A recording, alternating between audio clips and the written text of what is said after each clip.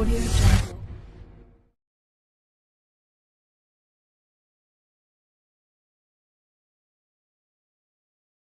right, we have special guests with us today. Very special. We have the team over at FTL, the Multiverse team, are with us. And hold on one second. Yep, there we go. And we're going to introduce them in just a second. My name is Mr. Harmony. I'm Devlin. I am a multiverse user. Hi, my name is Devlin, and I'm a multiverse user.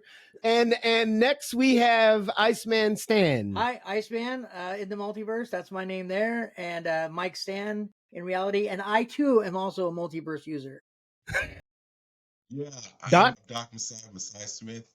Yeah, I too have been on multiverse for years and am a user. You gotta say it the right way. I too am a multiverse user. I'm okay.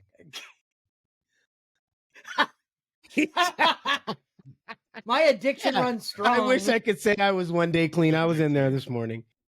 I am not clean. No, I'm not. Not at all. All right. And now I'll let you two introduce yourselves. Hi, I'm Wendy. I am the artist on Multiverse. All right. Woohoo!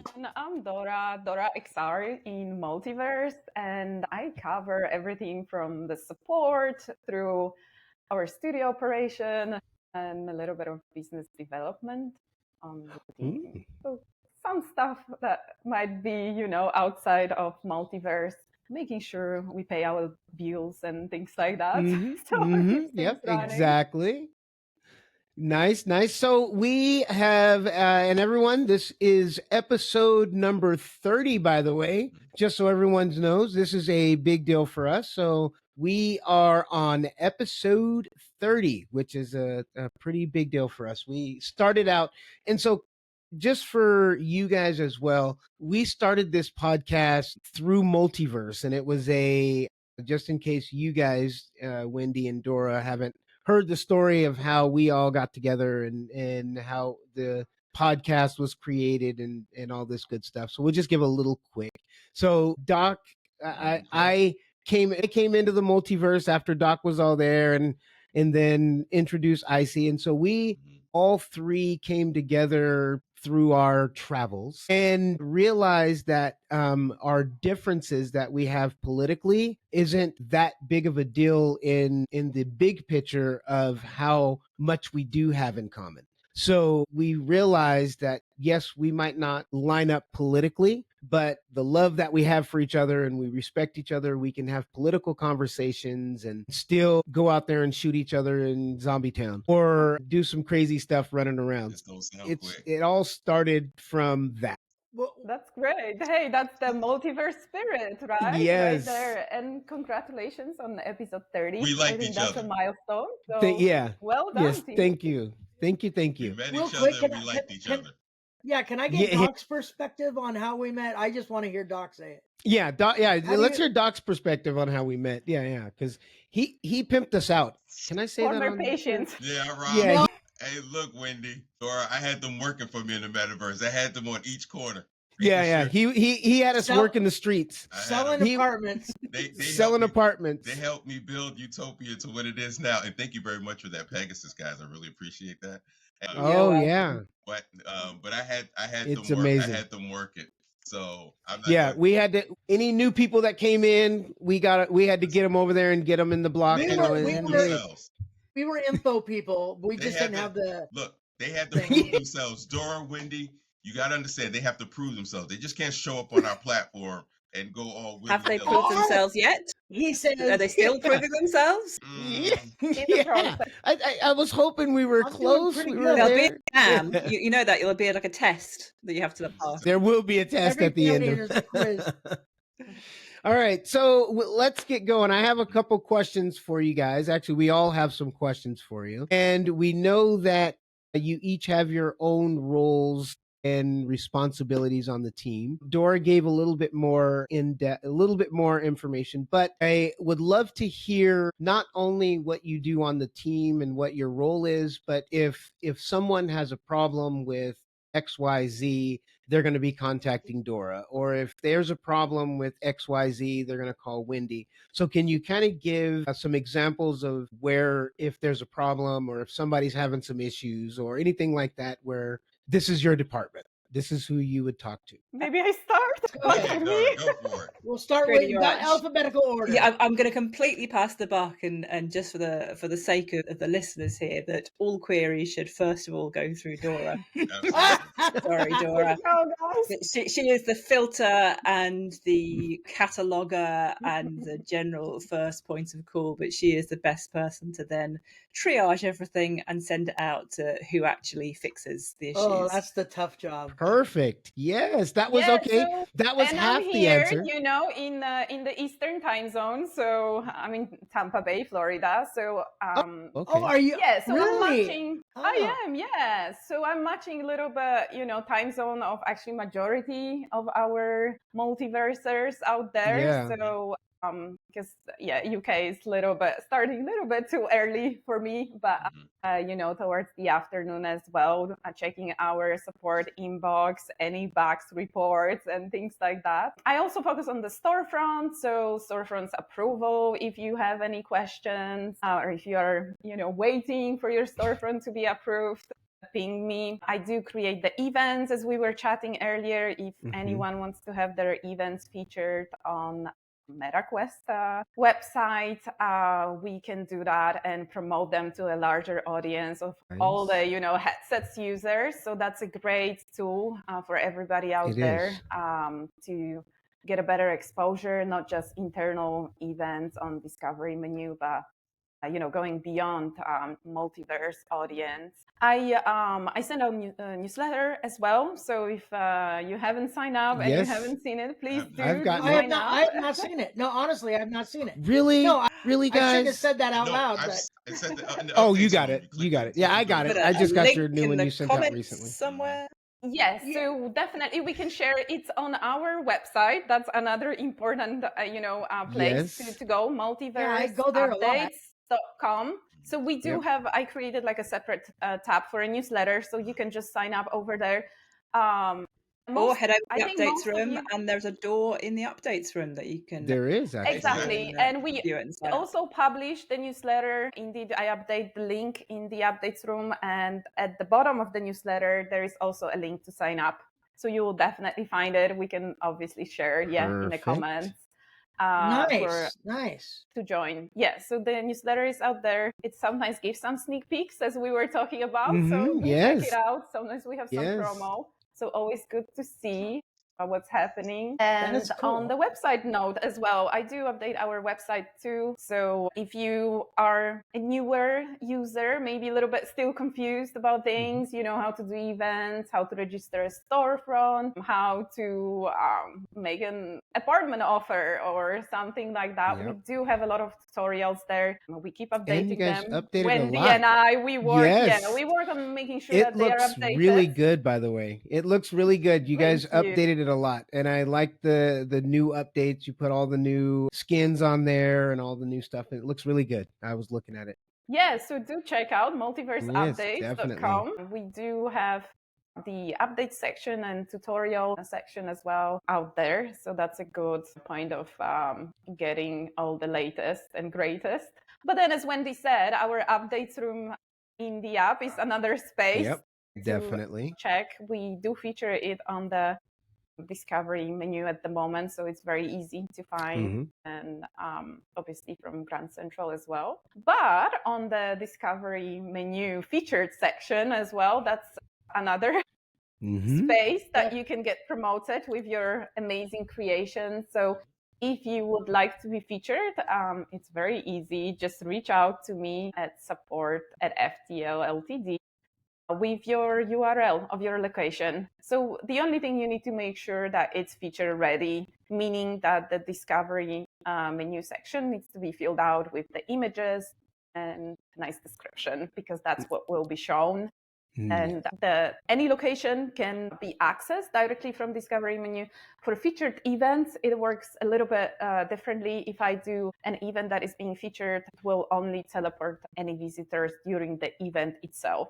So usually it's actually better right. to feature the location. Right. So Yeah. you can attract Mhm. people, whenever they see it All the from time. Mhm. yeah. So they can just Instead of just check out during the event.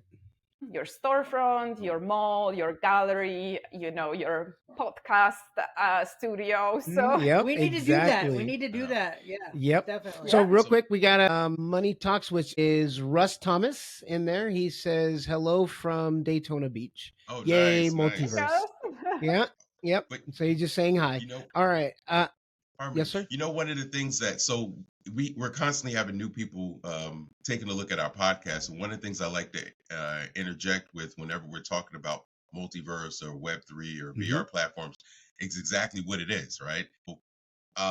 So those who are new, welcome to the platform and appreciate you watching. But multiverse is a platform where I look at it, and correct me if I'm wrong, ladies, that I look at it as like the 3D version of the internet. So when we're talking about storefronts, we're talking about events, it's kind of like the same thing that you would do on a website. Harmony, show them your headset, like just for the new people. So we're talking about Wendy has hers right there too. Oh, there you go. Wendy's We're got talking about hers ready to go. a virtual reality platform where you can go in and be immersed into the internet.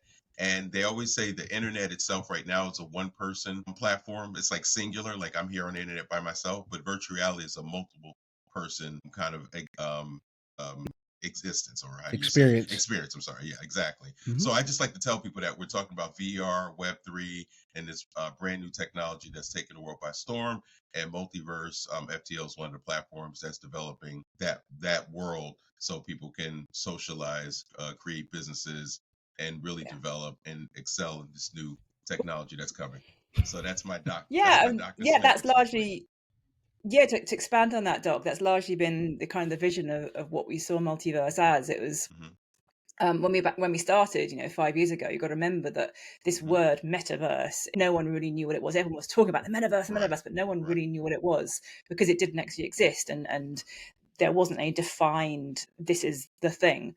Kind of like the internet. When the internet first came about, no one really knew what it was and what it could do. So when we created multiverse, this was our idea of what the metaverse should be. And as you say, it's this interconnected world, a place where you can transact, you can socialize, you can entertain, but in a way that's not only social, so with other people, but also that it's interconnected. That it's not this isolated. So you go somewhere, some of the other apps, and they're isolated. They're self-contained. You have great things to do, but you go in and then you come out. The way we've designed multiverse, which is a largely underused feature of it, is that it can be connected to any other apps to create this interconnected network of virtual worlds, spaces, metaverses that is seamless, that isn't owned by one person, but that is very much a democratic, owned by the people. But yes, we manage it and we provide the features, but in the same way, the internet is not owned by anybody. It's run and managed by the service providers who provide the basic structure, but no one owns it. You can't say, oh, it's mine, or I own this bit of it. Yeah, you own it on a website in the same way. We've created that so people can own a metaverse and can own their little piece of it, but then it links together, and the more linked you become, the more interactive and connected you become, and hopefully then it just spreads out into this world. That's always been our view for how this should be. I love that. They use the term open world like gaming. Like this is even a step further than the open world concept, because it branches out past worlds, like the multiverse, like the name says it all. But it is it expands, and that was the whole thing. One of the things you had touched on just now, and you were saying it's not used as much. You were saying the interconnecting between the different worlds and the different areas. Can you kind of give us a little example of how that can be done? I mean, you were saying it's not used as much, but let's say somebody out there wants to use it more. What would they do to do that? It's the simplest thing in the world. Anyone who uses multiverse already will be familiar with the idea of teleporting through doors, and that in itself is a pretty seamless transition. If you actually go through a door and take note of what's happening, the audio is seamless. The whole of the app is streamed live. So yeah, you take a couple of seconds to load in the world around you, but it's a pretty seamless transition from one room to another. But the thing is, what you can also do with doors is not just link between places within our app itself. You can link from our doors to any other app on the entire MetaQuest platform.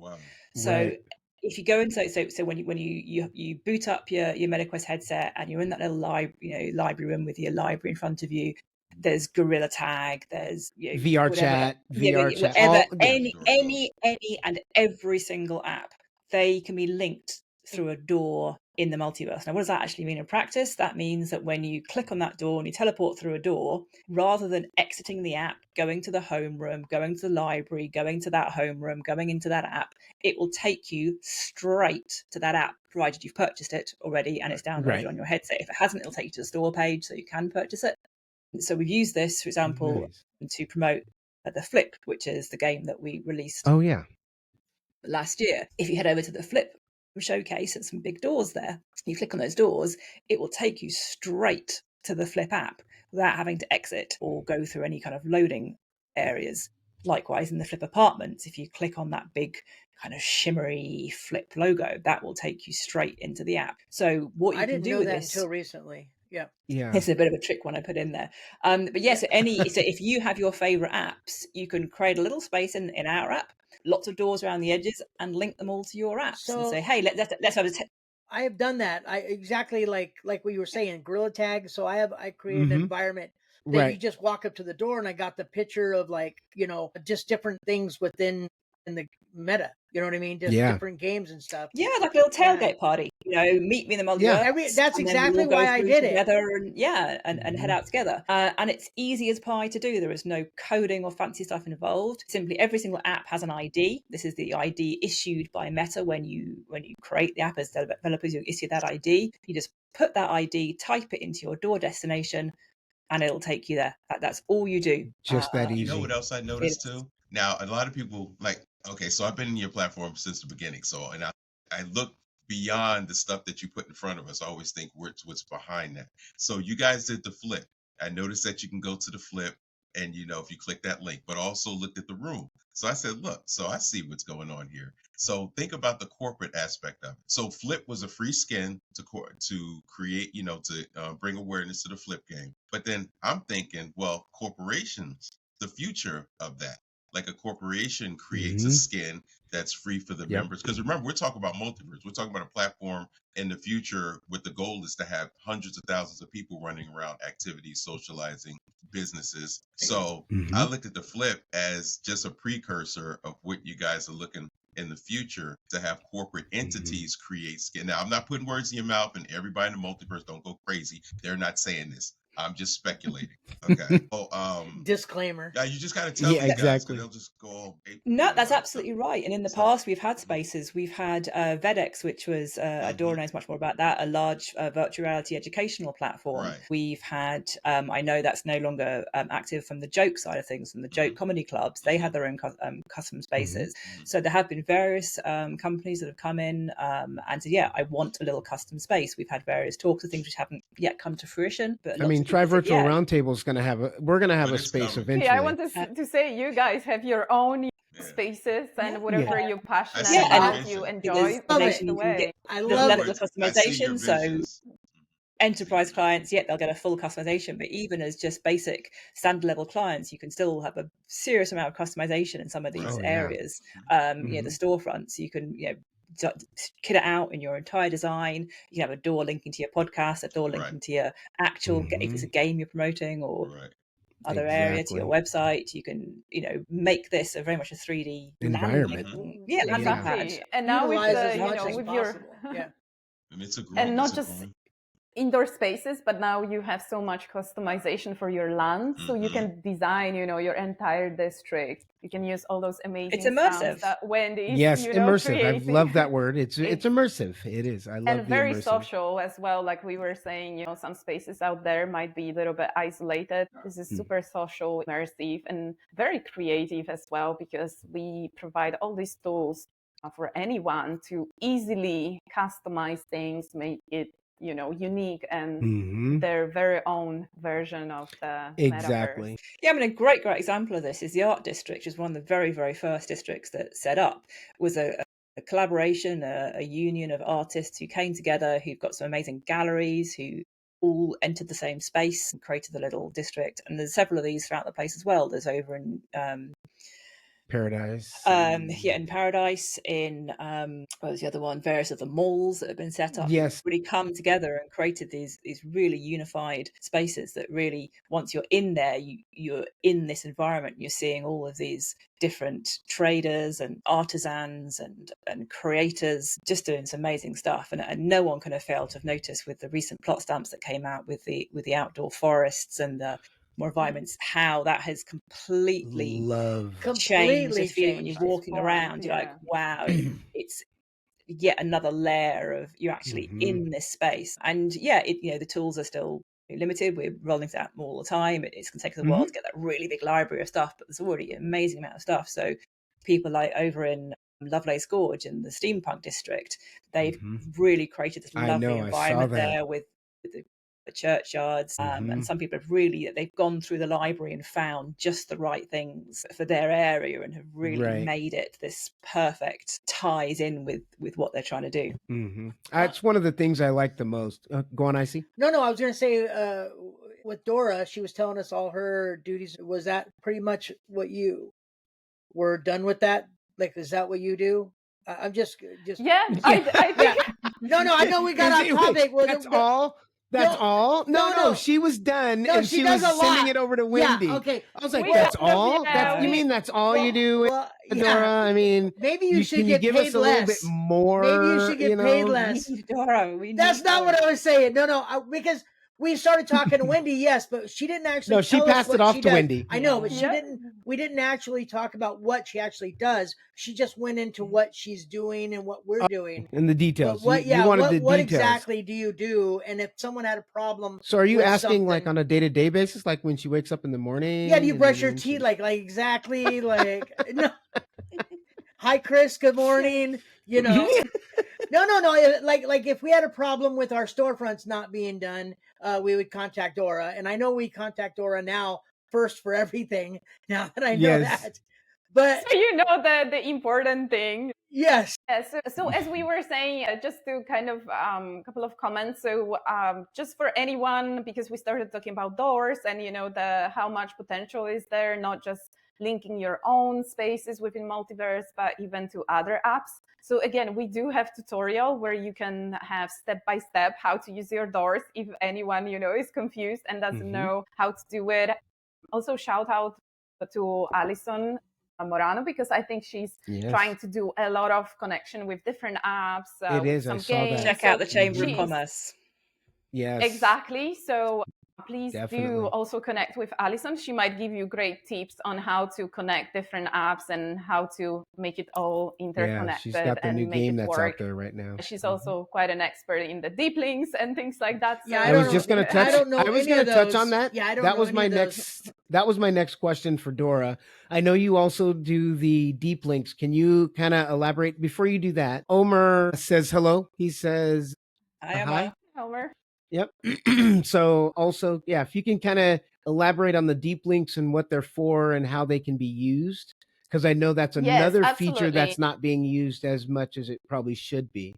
And so just before also I jumped to deep links, I wanted to mention, because we were saying, we were showing the headsets and we said it's a very immersive virtual reality space. But in case anyone who is watching and doesn't have a headset, we are also having PC version. I think that's important because, sometimes we forgot to mention Multiverse knows that there is a PC version which does not require a headset. And that's, really important because we are talking about all these amazing spaces. Wendy was talking about forests, about the district, about the cities, but I think you really have to see it to understand what we are talking about.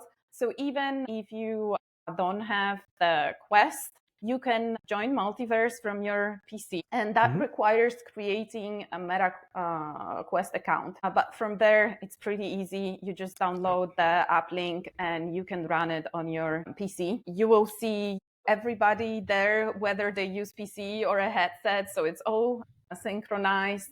And you can enjoy all the social features. Very quickly, so deep links are called also destinations. So they are created through Meta dashboard, and we can accept requests for those. So they are manually created.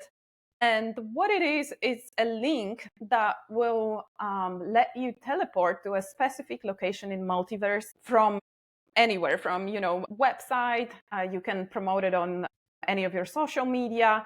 So whenever you have a location and would like to have people jumping right to that location, let's say it's a gallery that you want to promote not just through events to the Multiverse community, but you would like to attract new people to join Multiverse, you just share the link, and then they will be prompted to download Multiverse if they don't have it, and then they will be directly teleported to that specific location. So it's a great tool from the PC, promoting from their PC. Yeah. Yeah, just to clarify, so rather than having to load up the app, go to the tutorial, go to your homeroom, look at your menu, find the destination. If you click on the deep link, you go straight. Bypass. That's in your headset, I see. That's in your headset. So you're using that deep link from a desktop, and it will launch. But you can that's what I was going to say, because for your desktop also. Now we're integrated with desktop, so we could promote it that way too. They'd be able to click on our website, and it would be bringing them right to the environment. So actually, this is a great comment, because on the PC version, you will probably also, there is like a blue button which says launch in VR or launch on PC. Yes. Yep. So that's something we actually don't even need to create anything. You can share it works for your main metaverse link, your metaverse link, full URL. If you share it, other people can actually open it in their browser and just click launch on PC. That's right. So that's a great tool to use, because I know sometimes you can even on your website say, hey, this is my virtual office, click here to check it out, and or check my gallery, it's out there from your website, right? From the website, exactly. Website, social media, you can share that link anywhere. I like that. So that would prompt the launch from PC, and then deep link makes it even a little bit more easier for any other destination, because the URL of the metaverse is just that single location that will have launch in VR or launch on PC. And then the deep link could be, your storefront, it could be your gallery, lecture hall, lobby, whichever location you want to share. So that's the option out there. We offer currently 2 deep links for $1. So reach out if you want to check it out and start using. I heard a rumor. I heard a rumor a while ago that if you were featured, you got a free deep link. Was that not the case? I'm just asking. So it was. We used to have the featured business feature. The selected businesses or creators would indeed be featured and get a deep link. We kind of deactivated it a little bit because, but if there is interest, if anyone reaches out to us at support and says, I would love to be considered to be featured business, we are happy to reconsider those. Open it back up. Okay. No, I remember someone asking No, me that's about a great point. We were also supporting and promoting on our social media those businesses. If you are interested, more recently, it was actually in our newsletter. We were offering 5 free deep links for whoever first reach out with featuring. I just found out about the newsletter. I'm so behind. Especially for you, Icy, maybe we'll run it again. So no worry. So sign up for a newsletter. You never know. Maybe there will be something that you'll be able to come your way. Iceman's Corner, on the newsletter. I love it.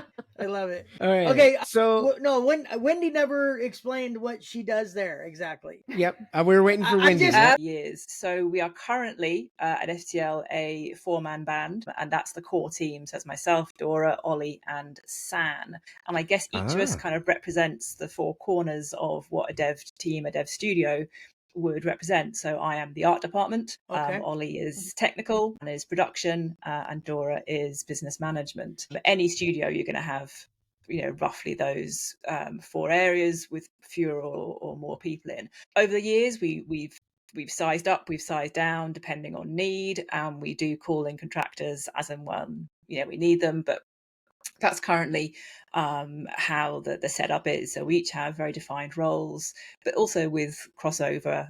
Being a small team, you have to muck in and help out with stuff where we can.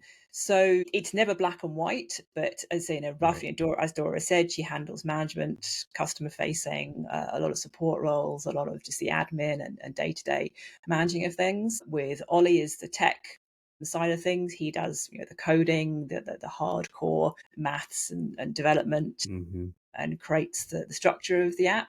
Sana's production. He has the general concept and the ideas, the kind of the glue that oversees all of us together and makes sure that we're all consistent. And me as the art department, I basically make what you see. So that's kind of how coding and art link. Coding by itself looks very, very dull. It's just numbers on a page. The art is then how that coding, how you as users see that code, whether it's in the form of a tree outside or an apartment. So that's my role, is to make it look good and to actually put that code sort of into life, really. Yay. So utterly intertwined, one cannot exist without the other. Without the coding, I'm just making a tree.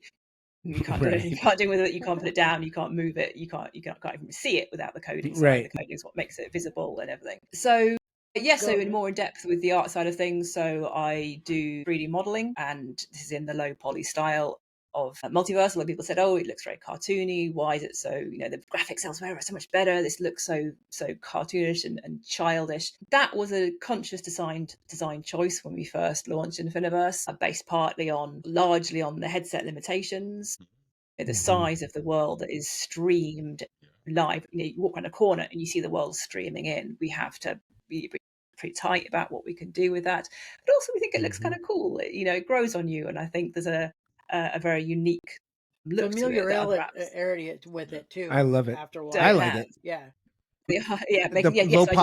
Low poly modeling, and then I guess my role, my title is, strictly speaking, technical art. So you have artists who just make stuff and it looks pretty. Technical art takes those things and like I said, links up the code. So I'll take those trees, I'll take those playground items, I'll take the big horse, and I'll make it work. I'll make it sit on the land in the right place. I'll make it so that when you stamp it down, you get a certain number of trees laid out in a certain way. With the apartments, I'll make it so that where you put your pictures, how many pictures on the wall, make it so that you can put those pictures up via the website. So it's plugging it all in and designing the spaces. Amazing. So mixing with environment art as well. So again, designing the environments, the interiors of the apartments, picking the props, picking the textures, the wallpapers, the carpet materials, making it all into these interior spaces. So that's what I do. No, that's a lot of coding. Yeah, so then to loop that back to, you said, who fixes things, who should we come to with issues? Again, it depends on what the problem is. So if it's an art thing, so let's say a tree is like the trunk disappears, or if you've got like one of the apartments with the wrong color on a chair, that's art. So I'll fix those. But if things like a door doesn't work, or if the whole land, as we've had recently, the kind of the canyons and the big things, that's code. Big overlap, but it's sort of, that's who kind of fixes the kind of things. And who they'll come through. Ali would be the one. So just yesterday, I was in app, I was speaking to Nemesis, and she showed me two issues. She showed me a floating building, a floating apartment, and a floating church. And this is where the lines cross over. So the floating church is art, simply because if you imagine the church as a box and it's on a hill, the box sits on the hill like that. If the land's flat, it sits nice. If the land is thing, the box still sits. So the art just gives it like a foundation. Stand up straight. Makes it stand straight. It fits it in.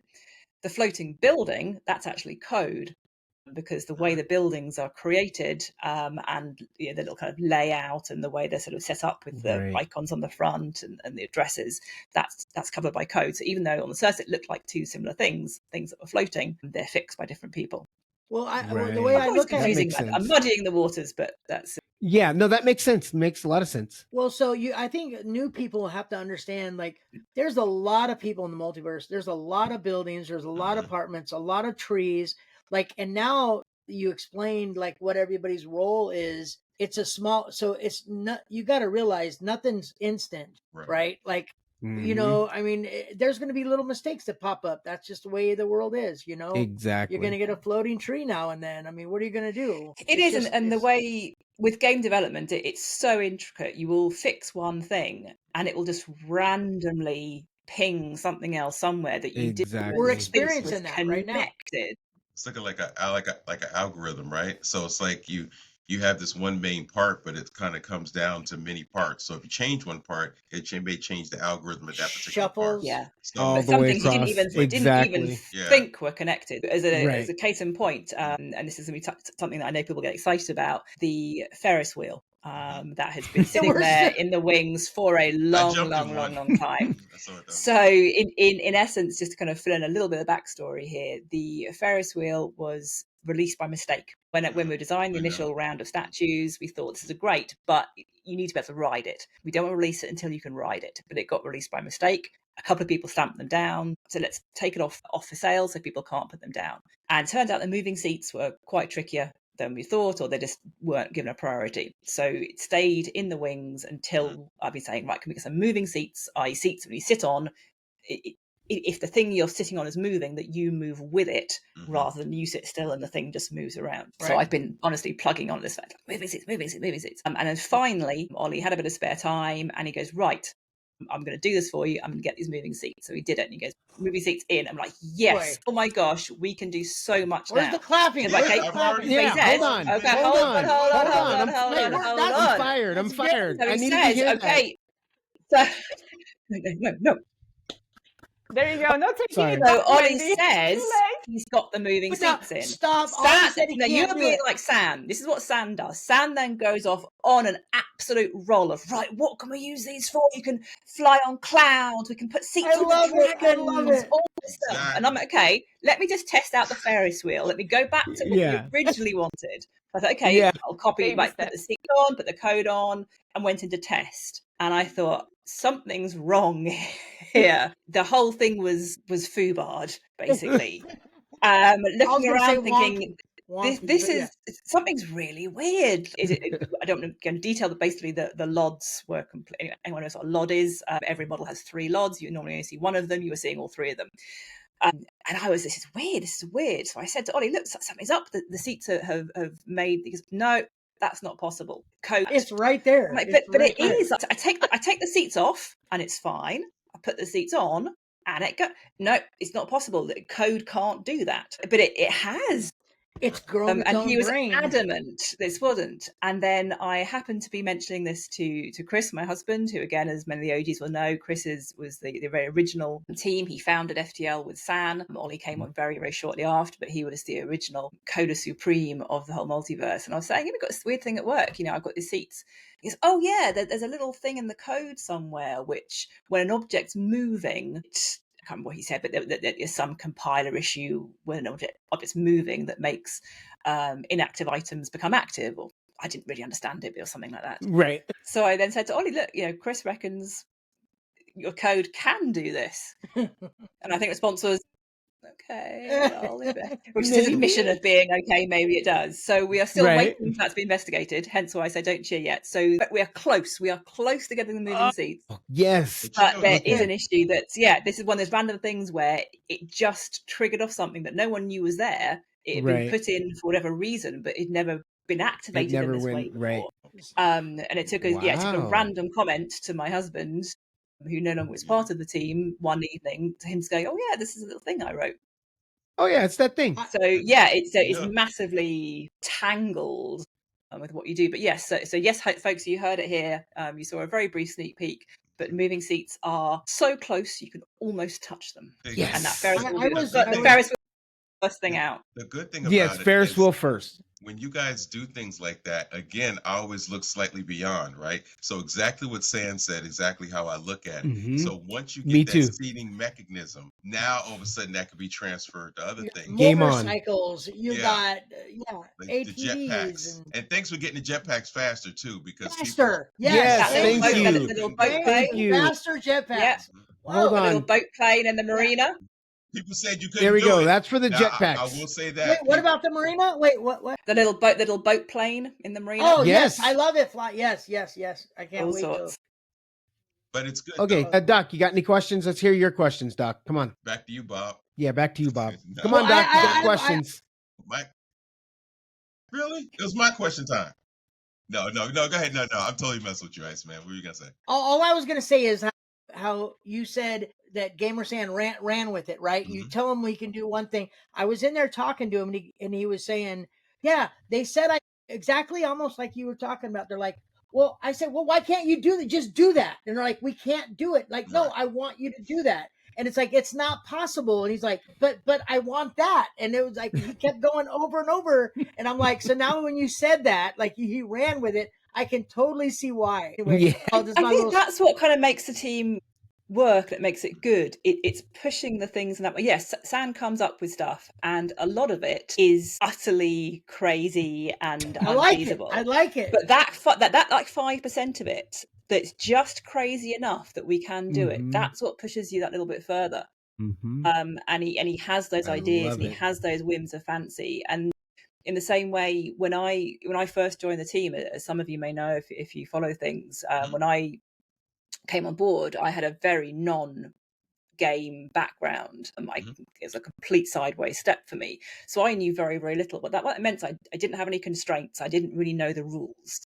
So I was given these tools to play with, and I just made stuff. And when Chris or the coding team saw it, they went, "Oh, what the have you done? Like, how that's not going to work?" And Sam goes, "What have you done? Yes, that's amazing." Because he had never give me more. Give me more. You could twist things in that way, and it is like, say, it's a moving seat, but what can you do with a moving seat? What can you change it into? What can you then with the plot stamps? Again, they were designed just to kind of literally put lampposts down. But then we go, okay, so what could a lamppost could be a tree, it could be a statue. We could change. So I think over on the farm stamp, the lampposts are actually now hedges. Like we joined hedges to make a little bit of fields all the way around. I like the farm. So it's thinking, so what can you put in these little slots? What can we turn them into that isn't how they were meant to be used, but it's there. Yeah, it's twisting it and saying, right, how can I push this to the extreme to make something new and different?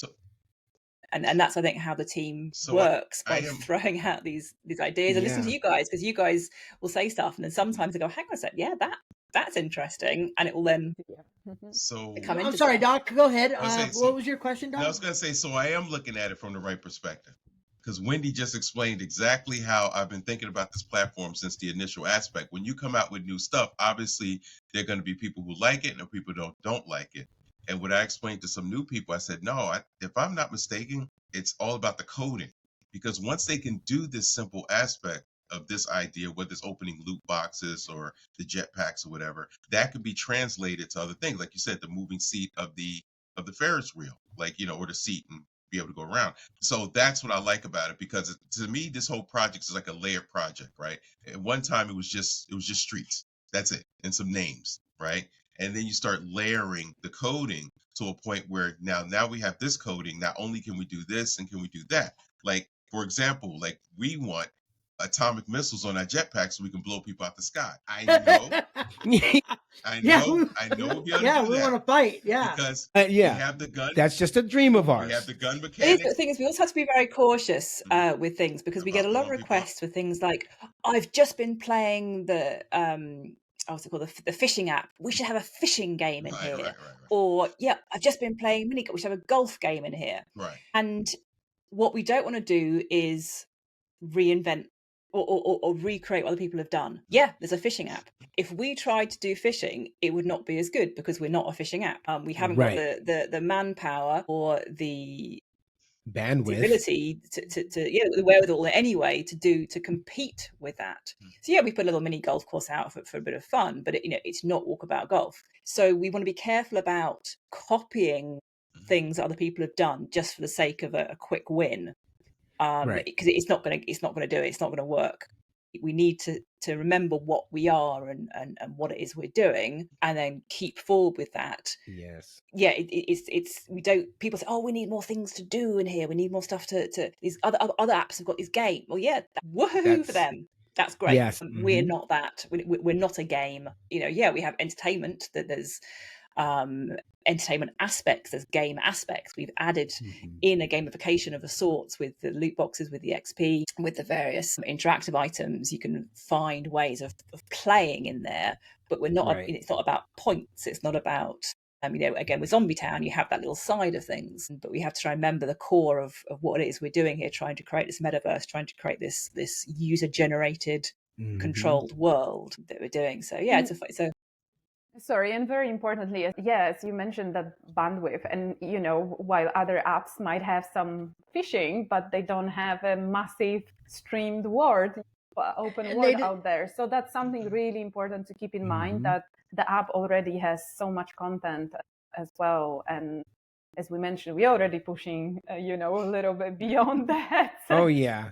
Right. Capabilities of the headset. So that's why, like what Wendy said, is really important. We need to remember what the app is for, and it shouldn't be compared to something that is specifically for very narrow area and doesn't have everything that multiverse has around it. Yeah, and you go into like a shooter game, everything is downloaded when you download the app. So when you're walking around it, there is no real time change. This is showing our apps. You upload your icons, your images, and they're there instantly on your walls. You change your apartment. You buy the apartment. The building grows. It changed in front of you. And when there have been crashes, I know in recent months we've done various things, and Sam has explained a lot on Discord channel. Little plug for the Discord channel. Do if you're not on Discord, head on there, because that's where you do get chats with us and a lot of insights. Sam is explaining that the amount of bandwidth that we have has been a bit reduced, but when we've broken through that is us trying to push the boundaries. When we do introduce new stuff that sometimes goes beyond those boundaries, that is us trying to put new things in. That is us trying to add more content and really intensify the experience that you guys get. But we've just gone a bit too far with it and gone beyond what the headset can do, which is a shame. It's frustrating for us as well. There's stuff that we want to do, and we know you want more building skins. They are one of the biggest drains on the memory that we have. Yes, I have a personal vested interest. I hate making the building skins. They are such a pain to make. They take a long time, and I do really go through them again. I made so many for the Flip, and then did them again for the Cyber, and redid all the ones for the other ones. I never want to see a building skin again. If the need is there, then we'll do it. But they're just it's the single biggest, well, that's quite true, but they are a massive drain on things we just can't afford. It's a kind of a case of, do we put one new building skin in or 60 new stamps? It's that kind of a toss-up where we say, actually, exactly, what is actually going to give us the greatest variety, and it's going to be the stamps. What do you think about the new headsets? Like, what do you think about, because right now we're confined to Oculus, basically Oculus Meta.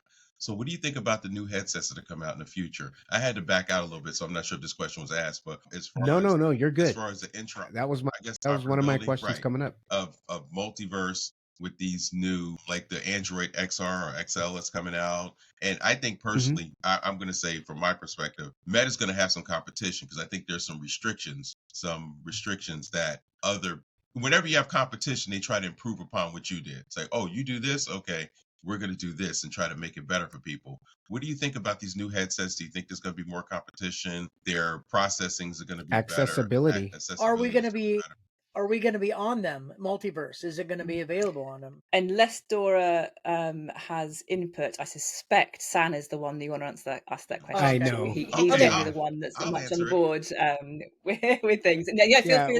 Dora, do you have some info? Step in. You can step into San's shoes and. Hopefully San will join us.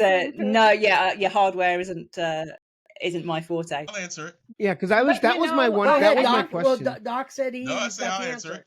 Look, more Go ahead, competitive headsets are going to come out, and they're going to have basic incentives for other applications to come across platform. Where they we're losing understand. you. Yeah, we're losing you, Doc. You can't hear me? Hold on, Doc. Your I Wi-Fi, think, Doc. yeah, I think, yeah, definitely, you know, there's no doubt there will be more headsets, but at the moment, I just kind of gonna jump in until we have Doc back. Yeah. Well, but I until he comes think in. if you look at actually, you know, market share and what is happening at the moment and in the nearest future, it's definitely Meta headsets. I think the Right. you know, the stats are out there, so Right. it's I still think that's the majority problem. of market share. So there is, you know, no question here that You see it on cell phones. I don't know what the situation is out is in the States, but certainly in the UK with cell phones, obviously Android and Apple, and those are ones where the apps are on. You get a different brand cell phone and you can't access half the apps because they're not made. And yeah, it's a monopoly and it's not a nice one, but that is all happening with, you know, the headsets, and it's about penetration. Anyone who comes onto the market has got to be seriously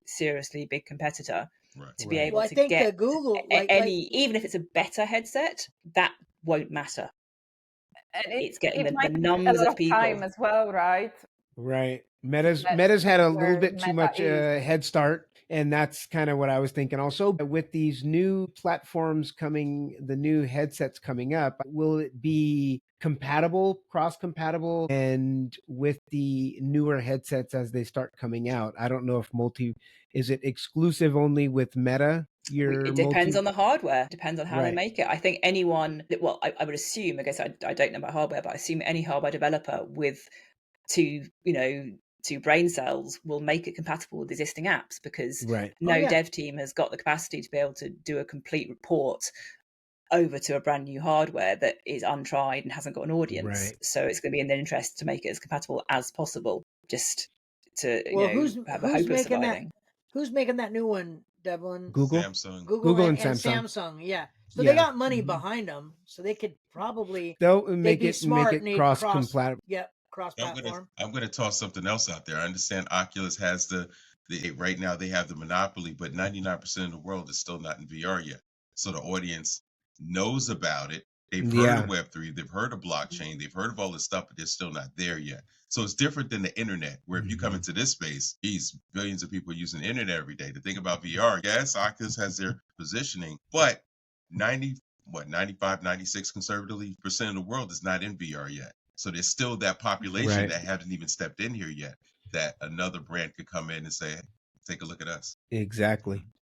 Yep. Yes, and we all know limitations and kind of how bulky it can be, and you know, everything about the headset right now. But I think everybody is also waiting for a moment when it's more accessible, like you said, to the other parts of the world, to wider communities. So that's definitely, this is still very early. We are still within that early space.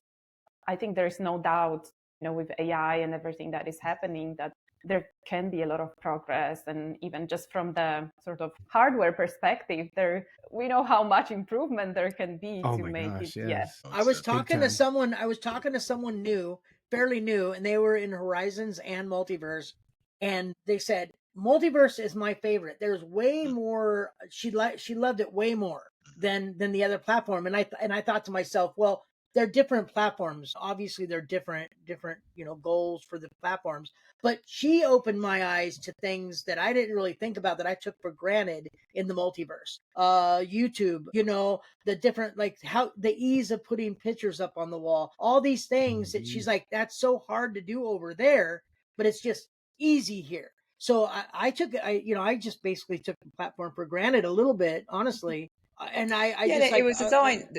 The way Sam will describe it is a bit like website creation, Wix or GoDaddy. I don't know if you have those over in the States, but literally you drag and drop. In order to create a website, you just drag a picture, drop it, and the kind of the website bit gets done for you, the magic. Exactly. So that's what we kind of wanted. You drag and drop things, and a virtual space gets created for you to make it just super easy to avoid any barriers from that side of things. And that was so when I first got involved in Multiverse, that was I have an IT background, so technical background. I love technical stuff. So I was like, okay, I'm going to jump in. Got my headset. My son got it for me for Father's Day. So I'm excited. I'm going to go in and then I'm going to get over there. So then I went over to some of the other apps and I went over to Horizon Worlds and realized, oh, I can create worlds. Oh, cool. I'll start creating worlds. Yay.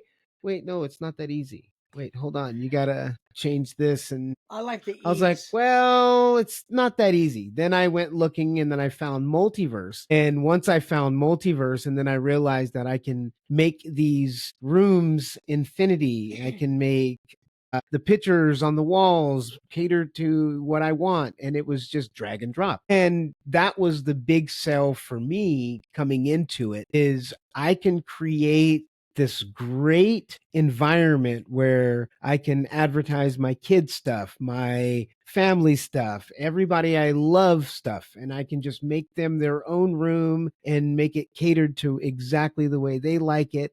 All I have to do is drag and drop. And I was like, it can't get any easier. It can't get any, it's just a no-brainer. And again, that's what sold me on it, was the ease. And thank you for making it that way. You're welcome.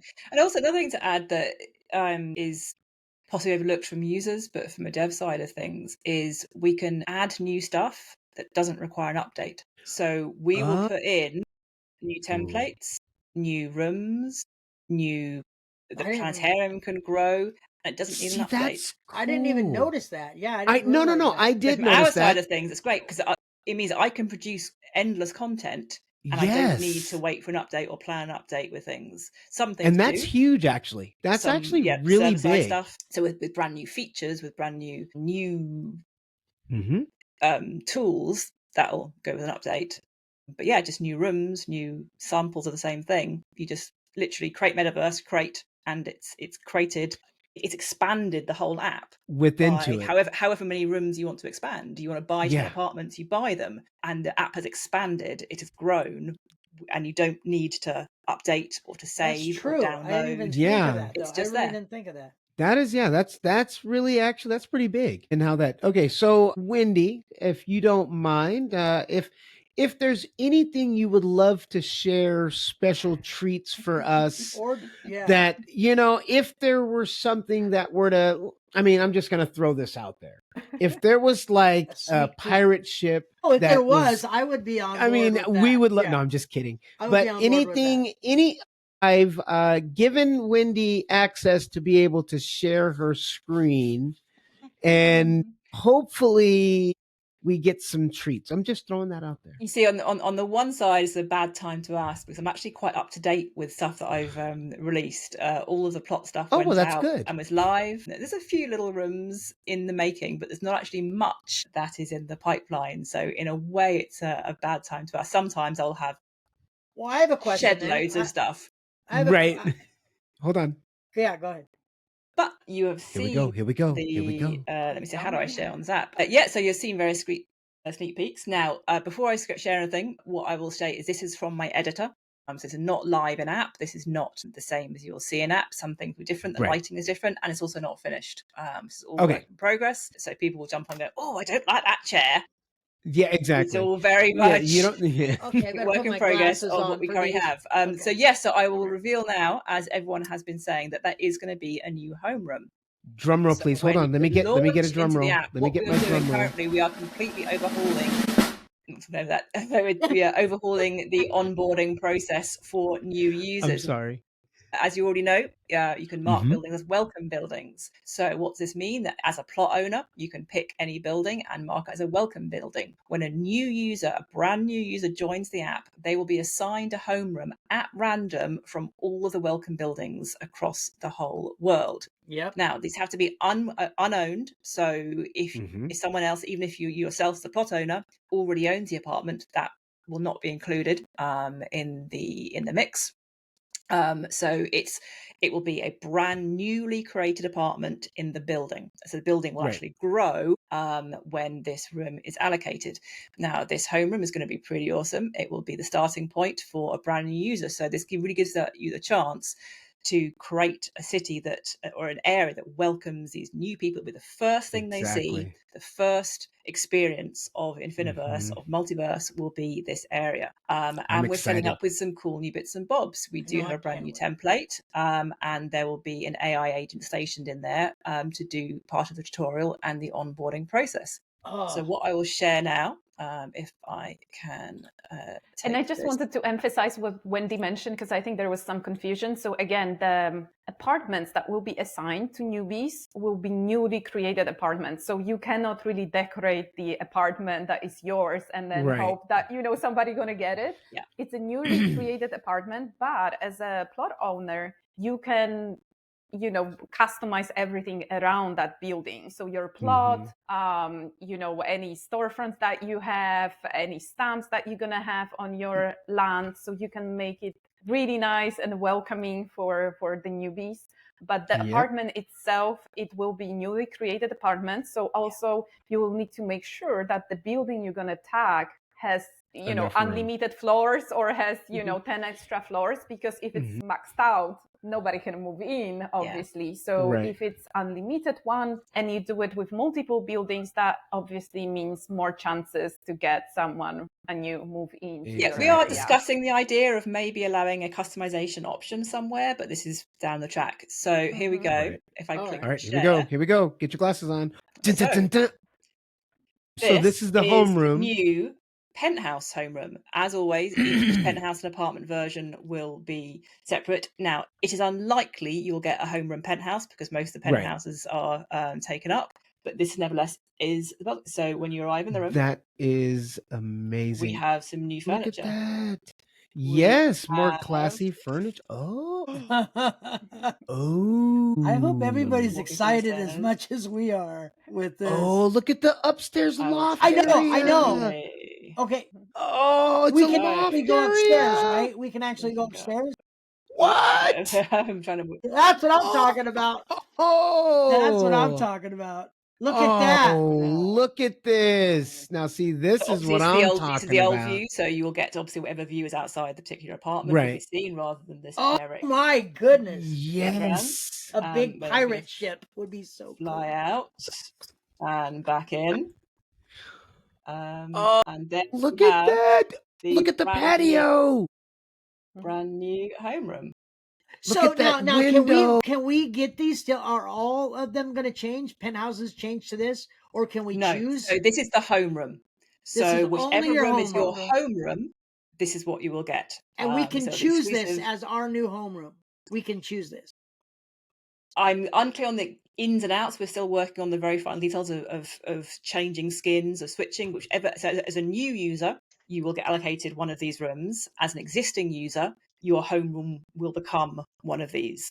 Oh, so this is going to be our actual homeroom. Yes, and you will mark. I love it. I believe that's right, Dora. You will mark off your apartments, or you will select your homeroom to be. Yes, so I think there will be an option for you to select your homeroom. So if you are allocated, you know, one of your apartments will become your homeroom. Oh my gosh. If you want to change it and you want to, you know, make one of your penthouses your homeroom, there will be option to do that. But this skin is specific to the homeroom. So you cannot, you know, go crazy and change all of your penthouses to this skin. Yeah. You'll only get one of these. Okay, so it's not the penthouse. Okay. So it could be, Doc, it could be if you choose a penthouse, you know, one of your penthouses to become your homeroom, you will apply this specific. But the actual penthouse isn't going to change to this design.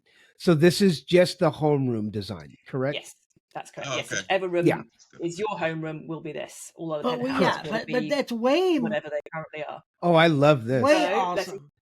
So we have over here BDI. We'll notice this little What is that? Wait, what is that? Is that hologram where your AI agent will be stationed? So that's the AI agent home. Oh indeed. So for the new users, this will be part of the tutorial process. The AI agent will offer information and advice to brand new users. They will welcome you to your apartment. They'll explain whose district you are in, who has gifted you this lovely apartment. Yay. And that's based on our description, right? That's based on the description that we put for the for Yes, plot. so it will say along the lines of "Hello, new user. You are in Utopia number City. 4, Utopia Lumpfish City. Terrace, which is part of the Utopia district There you owned go. by Doc Massey. Oh, Doc Massey. Whatever. Yeah. So there we go. Lovely. And you can go outside. You can go out on the balcony too. Of course, as all existing. On your Yeah, homeroom. I know. Yeah. I just. Oh yes, But I like that on the homeroom. I Yeah. like that. See, now now we might just be hanging out in our homeroom more often. Yeah, that looks Oh good. my That does goodness. look good. All right. I don't know why. There I'm we just go. like a little kid in a candy store. I know. I'm blown away. Big Like time. that is Big so. time. So Honey Bear, just real quick. Honey Bear said, "Good morning, just joining in." Hi, anyway. And then she also said, "Combine some of the perks of Horizon Worlds would be cool." Yeah. And then Russ goes, "The crowd goes wild." And the Just wanted to crowd get goes you- wild. So yeah, because we love the new features, and so with Wendy doing these new that new homeroom, and I'm glad you defined that a little bit more. I was thinking it was going to be a penthouse, but I'm glad. But I love the homeroom, and I love the fact that we can now, like you said, Icy, go out on that patio in our homeroom. So man, now we might be hanging out more in everybody's homerooms and stuff. That's true. Be kind of cool. Yeah. All right, next question. You got another question? Yeah, Doc. Sorry. Oh, go ahead. I was going to say, because I know, excuse me, a little bit of a call, and I don't know if this is repetitive, and I understand it's on the backlog, but I know recently people have mentioned avatars, so I don't know if that's repetitive or. That is I know my some people question ask those too. questions. A lot of people were asking that. Yeah. So avatars. And Wendy, or of course you don't have to answer this because I don't know how technical this is, but some people ask the questions, how come we don't integrate with like Ready Player Me? Because people have ready-made avatars and stuff like that. How come they can import them? Now I know technology, you know, I'm just asking the question because, you know, it's been asked a few times. So we're just curious about avatars. Same here. And integration of like a Ready Player Me type of avatar. From a very basic viewpoint, so San again is the one to answer this properly. This is comes with a massive pinch of salt understanding about how the avatar situation works. It is simply about compatibility with things. When we did originally try to integrate some Meta, Oculus as it was back then, avatars. Really? And it just ruined the whole system. It didn't work with our system. Again, things that on the surface will seem very similar. Sure. Behind the scenes can be completely different the way they're set up and run. It's a lot harder. So that is my understanding of things. It's just about compatibility and not wanting to, again, break a system that is already working. Right. But certainly, as when we get San on board, he can give a much more in-depth explanation of the whole avatar situation. People were and asking I think me. The other thing to add that in terms of avatars, if they are coming from outside, we just have no control over any updates and any compatibility. So that could be like a long-term commitment to keep spending coding time to make sure that it works. It's very risky as well when you think about it, because we just don't know what's the direction. If it's avatar from outside, how long it will last, what's going to happen. An example of that is the voice controls. Many of you will remember a few years ago we integrated voice commands. Yeah, I loved that. Yes. It was an Oculus feature, so I did. No, because I could say was... go to my Brittany stuff. Brittany always came up. I said go to Brittany. Brittany was the only thing that came up. No, I have Samantha Fox. I have Samantha Fox in there. I have a concert. Yeah, so that was a feature that was actually created by Oculus, and we were one of the first people to trial that, and we actually did a huge big promotional campaign with them for the voice controls, and it was brilliant. They then changed it, which made it not compatible with our system anymore, and it just broke. It was horrible because we had no control and we couldn't keep up with what they were doing, and they didn't feel the need to then share their code or to explain things, and it was just too much hassle for us to do. So we eventually pulled the plug on it, probably longer than we should have done because it was broken for a while. So apologies for people leaving that in there. But that's a perfect example of what Dora was saying, how we can't control things, and when it is such a fine line between things working and not working, it's safer for us to. I got a goodie. I got a goodie. Okay, go on, Doc. Okay. I was go on. I'm sorry about that, Deb. No, you're good. Rooms for, so I understand we're a business app to some degree, because you have the lecture halls, you have the corporate rooms and stuff like that. Is there anywhere in your future where we will be able to control some of those rooms, where it's like invite only, not buying an apartment within a building, because that seems, you don't, because if you're going to have big events, that's not really feasible to some degree sometimes.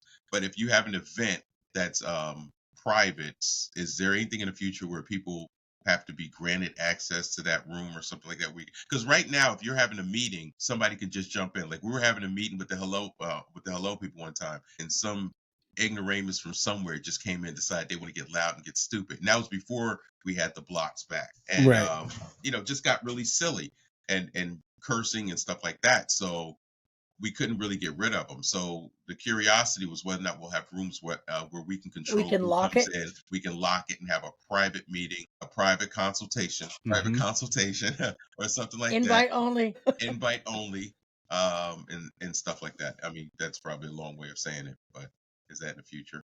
What do you think? I think we kind of have that feature already, and I know that you are asking specifically about the rooms, but we have metaverses that can be added. You can have very specific business metaverse that you want to use by invite only, and you can create any locations. We were saying, you can link any of your rooms to any of your public spaces as well. So you can potentially just have a private invite-only metaverse with a couple of locations that you want to use for meetings. And that would be only for metaverse members. So you would need to add someone to be a member of your metaverse to, be able to enter that space. So I think this is a really good feature to use. Because you can, you can always create additional metaverses. Right. So and then link them to it and then lock it and make it personal. Yeah, so you can't control it at individual room level, but if that metaverse only has one room, then you can imagine you could have, obviously, there are the subscription and limit issues, but you could have 5 metaverses, each with one room only. Or a holding area, an entrance area, and make them private. So the storefront situation with the apartment by the storefront, that is kind of an example of how that works. So when you have the storefront, it kind of creates the private area metaverse type thing. But simply as Dora said, make a metaverse, mark it as private or invite only. How do you invite them though? Because when you have the cube, you have to give them access to your that metaverse. So they have to be a member. Yes. You have to give them that link to be access. Understood. Yeah, and you can delete them if necessary off that link. Yes. Exactly. You manage your metaverse members, anytime. You just go to Multiverse Online and you can edit. And it's just for that specific metaverse. Makes sense. It it's not for all of your whole metaverse. It's just that specific one. Okay. Correct? Right, yeah. Can you delete metaverses? Because I can't find it. I have some actually, you personally cannot do that, but we can do it for you if you are sure. It was kind of metaverse that you don't need. Just reach out to us, and I will do that. I will talk to Dora. You need to mark it. I need to talk to Dora. Yeah. And then we can, if you are sure you want to delete it. I do. It cannot be metaverse on the subscription, and it cannot be on a trial as well. So you need to make sure it's a free metaverse, change its name to delete, and reach out to support email. That's you. Reach out to you. Yeah. I'm going to need I'll give you my personal email. I'm going to need the mapping algorithm for the dragon fruit, okay? I wouldn't mind that either, actually. Yeah, me neither. This is confidential info. I'm going to need exactly. When does it technically drop? When do you guys drop the mega fruits? That they really want to know that. What's where? Where do they normally go, and how often are they actually dropped? How random. Mm-hmm. How random? Is it random? Super random? Do you guys... think it's random. I don't know that it's specific. Nobody would have time to specifically put it somewhere. I know. It's not. It's random. So what we do with the loot boxes, each of the loot has a percentage likelihood of appearing. I don't know offhand what percentages are. It was a while ago we did these, but for example, the dragon fruit will be 5%, the lemons will be 10%, whatever. So when you open a loot box, it gives you that. Based on those percentages, it will decide what to put in. So we have no control over exactly where it's. Yeah, exactly. Each one rolls the dice. Okay. So And at every any time. point in time, there, like Wendy said, there should be that certain percentage of those dragon fruits. So that's how I understand stay it. So there. it's so it's not like I at get some it. point it's, you know, more of them would have it than less. It's just they are throughout the entire Infiniverse. So obviously But you that's a could lot put of a code places. for Tri-Virtual Roundtable that when we Right, use you Oh, could. you could do ours I that. mean, is that a is. little bit higher. You could do that. Ours Is that 30%. Ollie? I mean, Right. it's possible. Do we talk It's to Ollie possible, about right? that? Who Just do we saying. talk to? Yeah. Just saying.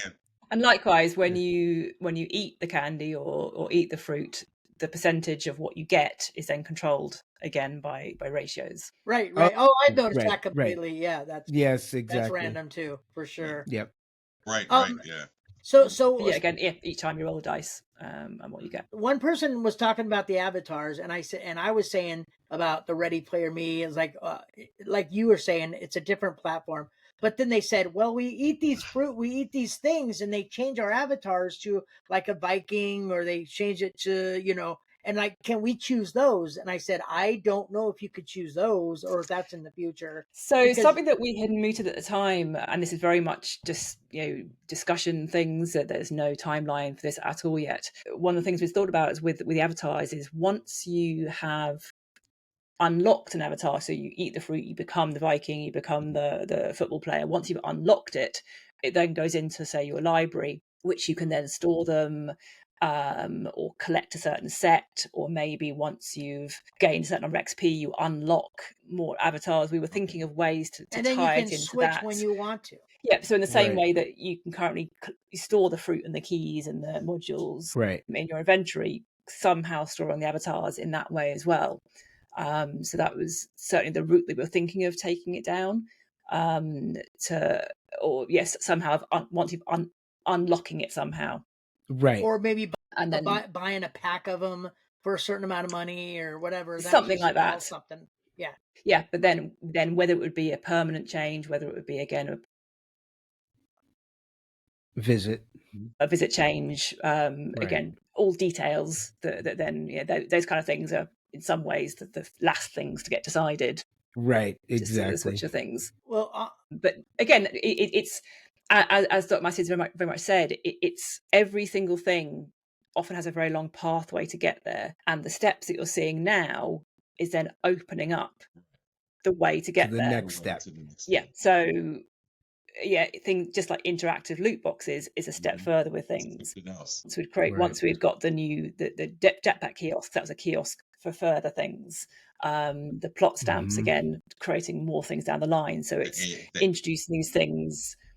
Exactly. Yeah. Once the AI came, and you already saw that the progression. First of all, it was we controlled it, then you controlled it, and then they came. So it's now seeing we've got more. Exactly. What is that the route towards? So things like the avatars, it's those beginning steps. We have the inventory on the wrist menu. We have the ability to change avatar at all. We have a selection of avatars. There's still many things to iron out. Just the lighting on the avatars is wrong at night. They don't really look very good. And just things about how we would then make that not so gamify it, but make it in a way that is usable and valuable to players. Right. All of those, yes, laying the foundations towards things that you can then do later on. I think a lot of people don't realize what we've actually came through from the beginning. Right. Because you think there's so many updates that now we can say, yeah, there's a lot of progress here. Like you don't realize it when it's slow, or like this happens, but looking from one day to another day, completely different. We have marinas. Oh, yeah. We've got all these new things. Like it's you can't even try to name everything. Like even with tours, I can't. I know. I stopped. These tours. I'm like, nah, man, I can't give a tour. I'll talk to you about it. Yeah. We'll go over the Fades area. I'll give you some details because I forget stuff. I forgot about the AI robot till we went into one of my apartments and the AI was there. I was like, oh yeah, that's right. We got AI, Oh, that's right. Oh yeah, about the agent. Yeah, and some changes will be massive that will make an instant effect. Some things will be much smaller. But yeah, again, as a reminder from where we've come from. So we launched on 17th of December 2021. So that's coming up to 4 years now. It was again, I don't know if any of you were involved in Multiverse from the very, very beginnings when we were just the planetarium. So first of all, we just had the planetarium. That was our kind of our flagship venture into things, just a kind of proof of concept really for the tech that we were designing, the Shape VR code to be able to make these things. We then added in the ability to make your own metaverses, and the original set was very, very limited. It was just sort of the template, the lobby, the waiting room, are very, very clinical, simple looking rooms. And I'll say, yeah, things weren't going as well as we'd like to have done, and we were struggling a little bit to find the way in to things. Right. So Chris pretty much sat down and goes, I just want to make this city. I want to make this kind of this city thing where people can kind of build stuff. And he kind of wrote it kind of over a weekend, I think it was, kind of cobbled it together a little bit.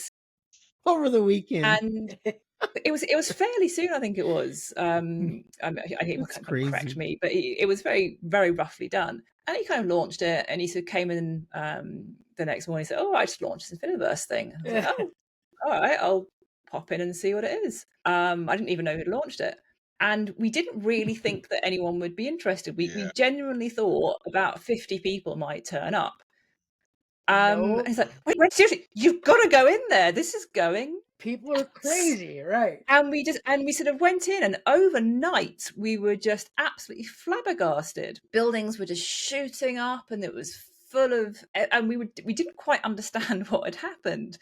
And because we hadn't really expected it, we hadn't prepared for this to happen. It broke a lot in those first few days. We didn't have the server capacity for it. We certainly didn't have the technical support. Dora wasn't on board back then. We had no one there to deal with the things. It was me, Chris, and San running around trying to.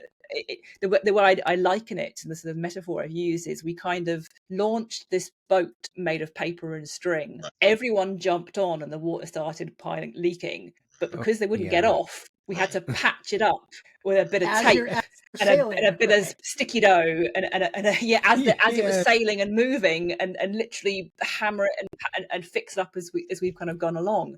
That's a great analogy. And back in the first day, it was back in the first there was no street lamps, there was no map. I mean, goodness me, you didn't have a map, didn't know where you were, but still it captured this imagination of people. And the thing that Chris largely attributes that to, it's the ownership. When you buy an apartment, your face goes on the front of that building. And there is something quite powerful about that, suddenly, that's me up there. Ooh, that's my face. That's my face. That's me. I bought that. And that ability to change, to shape the world around you, literally in real time, is something that I think that is what caught people to do it. The power of what this stuff can do, and we've just built on that. And now you can stamp forests down. You can decorate entire interiors. You can that's tapping in that ultimate desire of people to create and build and say, I did that. That was mine. Yes, that's what I like. That's the cool part that I like, is to be able to create and say, you know what, that's mine. I did that. And that's my city. And people come in and they like to look at it. Yeah. Yep. One more question that I had, kind of like the avatar thing where you say you could put them in your wrist menu, you have your inventory. A lot of people have asked this, and I'm sure you've been asked this a million times. When you buy an asset for like $7 and then you stamp over it, it's gone forever. Is there any idea of like maybe having an inventory, maybe having a fee to lock it away and a fee to put it back out? Like once you buy it, you own it. Is that something that's talked about, or it's something we have to be a little cautious about? And this is where I end up getting the hate mail. Having just said that, passionate about this creative, wonderful space. At the end of the day, it's a business. At the end of the day, we have to pay the bills and keep things running. We have to think about what is actually going to make the money for things and how to then appreciate that. So would it be that I've stamped a statue on this plot, so I can reuse that statue on this plot? Oh, so because if not, if I could reuse that statue anywhere, am I ever going to buy a statue again? Right. Oh, I get that. I didn't even think of it that way at all. And you also have to think about it. Even with that in mind, it's $10. How often for a stamp? The ephemerals, it's only $2. it's not a massive amount of money. So I appreciate people wanting to bring in, to save things up. But you have to look at it through. If actually you did that, would anyone buy anything ever again? So another reason people are saying that can we have the customization on the apartments? Can we have the tiki apartment customization? Can we have? I'm thinking, if we let you do that, would you ever buy another skin ever again? Exactly. And I know that sounds mean and money grabbing. No, but you have to business. think that there has to be a baseline of what we give there for free, because you get a shed load for free. The app is free. Right. Yep. It's a couple of skins you get for free. There's loads of stuff you can create without having to pay a cent. The metaverses are anywhere. So you have to look at the assets like a consumable then. You can't look at them as a total. It's more consumable. Christmas, I'll put these here. After Christmas, they have to go like that. And then you just buy a new one. And plan a bit more in advance. You obviously get the map room. You can try before you buy. You can see them. You can look at them. I know Dora has requesting going, I stamped this thing down. I didn't like it, or I didn't know what it looked like. Well, you can see it before you buy it, and we have to be a little bit harsh with things of saying, well, we have given you a lot of ways to see stuff. Well, thank you for that explanation. That was actually perfect explanation. Yeah, that's what he needed to hear. Now he can stop. He can get off my back. People have asked me too. People ask me, and I'm like, I don't know. If I find out, I'll tell you. And they're, and that it takes a lot of time to do those things. I think Wendy can tell you, a little bit about it, and just to remind everyone, as it's not you just wake up in the morning, it's there. Team as well. It's not that we have. We've had a lot of flack in the past, and I'm sure you've all seen the comments about you can buy this thing for $5 on the asset store. You can, and then you can look at it on your screen until you're blue in the face, but you want to plug it in and stamp it in Infiniverse. Right, that's a little different story. Right, that's a little different story. So this is what back at the beginning about the technical art. So anyone can make art, but making that art usable in a game, that's where the work comes in. So yes, we will say absolutely up front, we buy in assets from third parties. It is extremely cost effective. And if you want to continue stamping down trees for $2 a pop, that's how we have to do it, because it's cost effective. Someone has done all the legwork of the modeling. Right. We then make it work in our particular app. In the same way that, if you want to make a cake, you don't buy the sugar cane and refine it yourself. You buy a bag of sugar. You have to think through what's the cost effective way of doing things. You want to build a house. You don't go baking the bricks in your own furnace. You buy them in from the wholesaler. So look at it that way. It's a very good analogy. You buy in your resources and then make them work. You definitely. I'm sorry, Wendy. I'm sorry. That one. Wow. I like that. Some do. You don't make them. Kudos to them. Go knock yourself out. That was amazing. Yes. But yeah. So that we have absolutely no function about saying we buy stuff in, because it makes I know I'm using that one.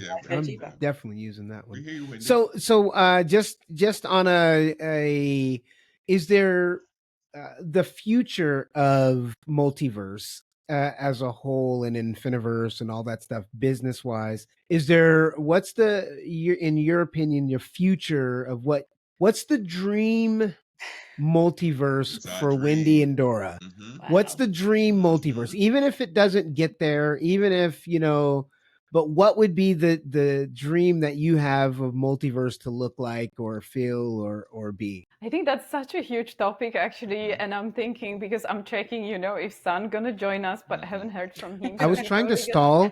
I was trying to stall this as long as possible to see if he'd get in here. No, this isn't his podcast. Trying. I know, right? This isn't his anymore. No, this isn't his. Like this a perfect is Dora topic, I think, to do the follow up with Sun. I think to talk a little bit more about the future and the plans. I think that would be, really nice one. Yeah. To take on. This may get me in a little bit of trouble, but I'm gonna say it anyway. But you don't have to say anything, Dora, Wendy, neither San. But I know San has mentioned ROI, and it's important for him for ROI. I know that requires a lot, and there's a lot. There's a lot with that. So, but I just want to say, we do understand that's part of San's plan, but I do understand that you can't really talk about it because the people in the metaverse. So, you say one thing and it goes. So this is me saying it. This is not you guys, but I know that's an important part of the process in the future of this platform is ROI. And that's all I'm going to say. Yeah, and it's saying one question is where we'd like it to go, and another question is where is it going to go. With that second one, no one can say, because we do like to be reactive and responsive and things, and definitely try and, if we set ourselves a path now, the chance are it would change by the time we got there. Anyway, so it's about building those steps. As I said before, building steps towards things, then very much looking at what the market's saying, looking at what the users are saying, looking at what's working, what's not working. Some things we have launched them and we thought this is going to be great, and it just didn't quite take off in the way we thought it would. Other things we weren't expecting them to, and they did. So it's about being responsive and reactive to that. And some things we really wanted to implement, but then the platform didn't allow us, Right. So that's another factor. Yeah, that list is very big. Yeah. That list is huge. But yeah, I mean, for me, you call me a traditionalist. I have my own ambition, but it's a very personal, quiet ambition. I think I just love seeing what it is now. I love the people. Anyone who catches me an app, I'll just be distracted, in seconds and wander off to see what you're doing. I love when I see someone who's taken the time to create something amazing, and the more of that I see, it just fills me. Genesis, with yeah, Harmony Island, when we put Pegasus down, it just worked. It was like we do have. I'm listed in front of me. 1, 2, 3, 4. I've got 5 statues on the list in front of me, and it's finding a place where they're going to go. And something, it just works. I'll buy a plot. I'll buy a plot if you want me to. When people who do great stuff, that whether we've inadvertently fallen into their hands with stuff that we've made, and they've been waiting for just this thing to come out. And it's just worked really well. And so it's seeing that and going to an apartment where someone's taken the time to decorate things and to make it match up and to make it this cohesive situation. That for me fills me with this absolute joy. It is. It's joy. Yeah. This community spirit of things. And when people make events that, again, it's with Gil when he was doing his with the maze he was doing. Yes. The time that took to do it, and using these tools in a way that it wasn't really meant to be used, but still was this creative mind thinking, what can I do with this? And that's just really inspiring as an artist. It is to see other artists, even if it's not traditional type artists. I wouldn't. I don't know if Doc you'd call yourself an artist. But, you've got that creative flair of things, and you make things look good. Snotties. Okay, so again, you run with that, and it's an idea, and it's just, and you just go with it. So Arcadian said something here. She said and I'll just kind of bring it together. She's talking about the graphics and how the quality and how some of these other games that we play might have excellent graphics that are this, that, and the other. And so I just, on my opinion, when she wrote that, which is a good thing because I hear that from my son when he comes into the game. He's a gamer, and so he's used to that gaming atmosphere. And so the multiverse, just like you were saying, it has that lower poly and it's not as higher graphic, and because of the restraints that we're in. and my take on it is, yes, the graphics would be amazing, and yes, if we could do this, like shooting rockets off of our jetpacks and all this other stuff, but then that would take away from having some of the features that we enjoy the most because of how the creativity and how easy it is to make because of that. And so for me personally, I would rather be able to create and be able to have it the way it is now than to have those extreme graphics and all that other stuff and lose the great stuff that I can do now to get the graphics. If I were to have to sacrifice the graphics to being able to create what we're doing now, I'm very satisfied with the way it is now to be able to do the things. Okay, let me just, so I can. This is a possible. It's something I pulled up really quickly as a vague. We get another treat. Go right ahead. Go right ahead. Just trying to give a vague example of things graphic wise. So I don't know if this is going to be very insightful, but I'll give it a go. So screen. Let's see what we got. So again, this is a sofa. It's a 3D model of a sofa. I'm sure it's been used in various rooms. I can't say offhand. So it's a fairly high poly sofa. You can look at it. It looks smooth and nice. But what does high poly mean? I'm going to go. This is shaded view. I'm going to turn to wireframe view. Every single one of these kind of junctions of a line is called a vertex, and I'm not sure how many it's got on there. Let me see if I can pull up that. A few. It's got a lot. So this particular model has, so the cushion itself has 2,500. So one cushion, one of these small cushions has 2,500. Oh my gosh. So the sofa itself has 6,000. So we're looking at 10,000 or so for one sofa. Wow. Let me then compare some, I guess not very comparison, Infiniverse default tree. Let me take in one of our trees from Infiniverse. I don't know if it's a good example. And this isn't how many thousands of apartments. Yeah, I know. Let's take a tree and do that again and compare that with that sofa we just saw. It's much so this is the kind of the underlying architecture of each item, the simplicity of that, and the much fewer items that we have. Oh wow. So this, for example, let me just pull up the numbers for this one. So this has 700. That's still quite a lot 10, for what we'd like to have. Yeah. Wow. Yeah. So obviously you wouldn't put a sofa where you'd put a tree. But these are just the things I pulled up. I've got a very big light bit, but that gives an idea of when you see something, what you're not seeing is how it's actually made up.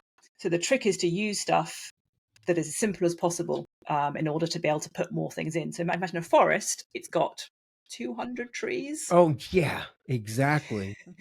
So that adds up very quickly. Yes, and then spread out. Open world perspective too, remember? Right, that's what we have to keep in in mind. As you walk by it. Yeah, you stand on a hill and you see 6 plots of forests. Right. There's a lot of stuff in there. And other platforms you don't even if we take something like, so let me let's pull up the old lovely Sakura. So these are our hero assets. They're fairly big. But we can still see if we take on the wireframe, it's actually fairly simple compared to that sofa that we had. It's not as detailed unless you're in the head area. Yeah, so the places that need it have detail in, and I can sort of spin round and see here. Wow. So this is what you start seeing when you get into sort of the art of things. And that's what you were talking about with the pirate ship. You were saying it had too many of that to get it the way you yes, it has. Do we have the pirate ship? Here we go. Oh boy. So this is this one. Oh my gosh. Oh, I love it. What do I gotta do? That that is beyond. Oh my gosh! That's even bigger one there. So that if you look at so I will contribute though. I will contribute to it. This is beyond anything we can afford to place that somewhere. I got $100. I got $100. What do you need? Well, unless you can span the capacity on the hardware to be able to take it. So I don't know if I have that. Wow! I put the playground equipment on there though. I got that. The pirate ship. I got that. Yeah. So do I. I got a playground equipment. Look, Wendy, when you guys were getting hit. Wow, I love it though. I love that. 3 years ago, 4 years ago, when you guys were really getting hit, because I think I came in like March of the next year. So what happened was I ended up being on another anime for another platform that was I think it was Web3, so it was a 2D platform. And that's when I really started to understand what you guys were trying to do and what you had to deal with, because the same complaints you were having over here, they were having over there. And that was a blockchain project. You know what I mean? So that's when I really, even though we all have our frustrations from time to time, but that's when I really, stuck with it, because I was like, I think I understand what's going on here. Because that guy was like what Pirate just said about that and how you responded, that's what the response was back then. And that's when I understood it's the very old adage. It's true in many, many industries. You don't give the client what they say they want. You give them what they don't know they want. Right. Exactly. So if we gave people what they said they want, it wouldn't work. And people, they tried that. They see it and they go, I want that, I want that, I want that. But it's not actually the stores. Then people got. So I got a question then. Not that massive one, but as far as like an asset, like a $10 asset of a pirate ship with low poly, right? Like that's possible, but not anything big like that. right? Yes, let me see what I've seen ship. So let's go. Because like his Doc's his Pegasus. Don't bring my Pegasus No, up in there. I love it. I love it.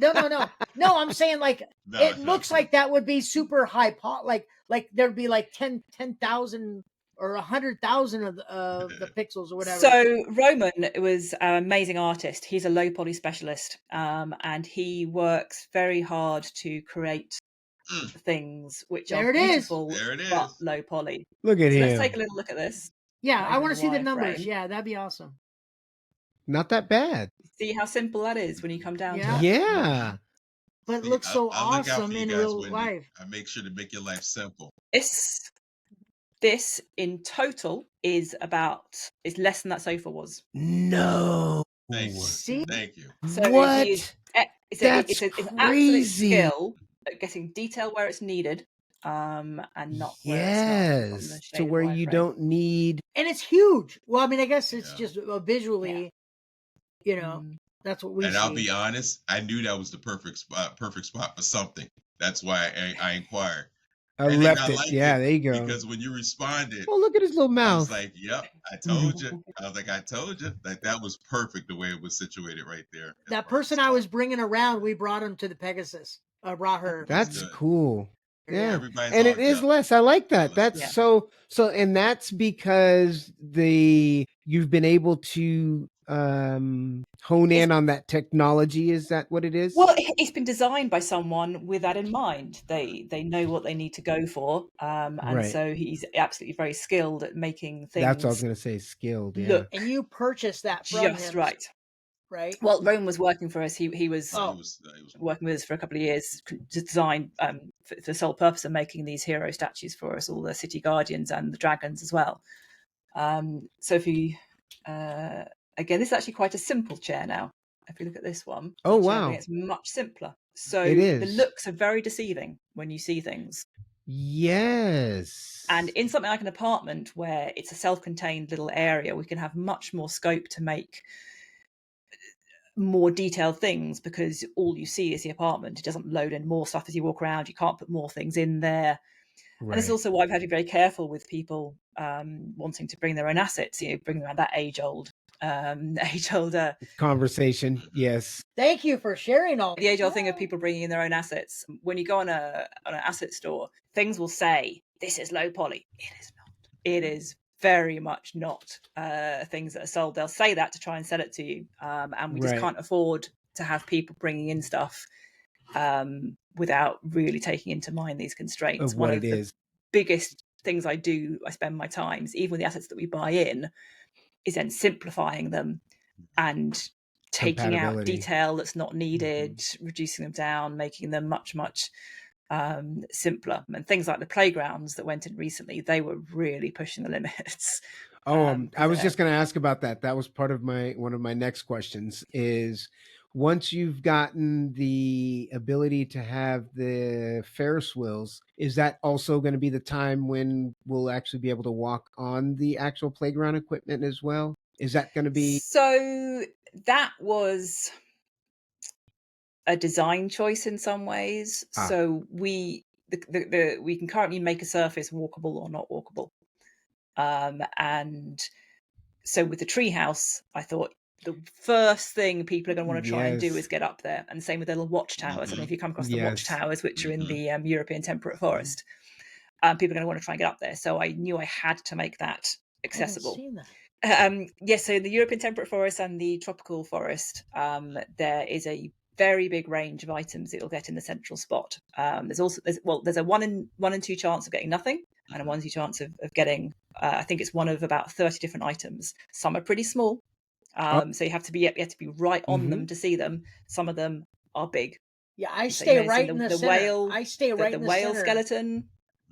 The whale skeleton. The whale skeleton. No one's put that. I'm sure that went out. I have not seen that. The whale skeleton? No, I didn't see that one. Very big whale skeleton waiting to be seen. To be used. It's in the nice. it's the tropical grove. Like It's one of the forests. Okay. Tropical grove. So you get okay. piles of sand and seashells and little sand dunes. And again, the central item. Wow. That's what I'm saying. You guys have so You might get a little turtle. turtle, but you might get a mega big blue whale skeleton. Putting that down today. Oh, I am too. I'm going in there and playing with that. Thank you, Wendy. See, But, look, yeah. there's the little top secret stuff there. Yeah. And the watchtowers are in there as well. See, so I've never seen the watchtowers. Yeah, I've not seen that. And look at. No, I'm but gonna have to look through those the too. forest, you go right in the middle, and you will. So sometimes it is tiny. I stay right in the middle and click it right in there. That's what I do. Yeah, but again, it's a 1 in 2 chance of getting nothing. But once you've found the spot where one appears, that's where they'll all appear. Once you've seen the spot, you know where to look. Right, then stay there. For things. Go ahead, Doc. Sorry. But so with the playgrounds, it was then decision to do we walk on them. For that, my thought process was just basically they are fairly smallish. I'm not sure what walking on them would really do. You'd sort of jump on, jump off. You can't crawl through the things. Right. You can't slide down the slide. Yeah. So it was kind of, is it actually worth it? Functional. So I decided not to do with that one. But with things like the moving seats, yeah, we can get a little merry-go-round, the little rocker. Yes, the little rocker thing. I mean, yeah. I hereby disclaim anyone who vomits over their sofa because of this. Because I did try when I was trying the moving seats. I was very nauseated by it. Some people like that. Some people have a much stronger. I have a very weak stomach, so I'm I love test the case. roller coasters. Yep. But yeah, all the things we'll look around the hot air balloons. That's the other one that we're going to be going straight in with. The hot air balloons, they're going to be coming down to ground. The little doors and picking people up and take people in. We're going to be able to get in the. Oh my gosh! In the hot air balloons. Now see, hot air balloon.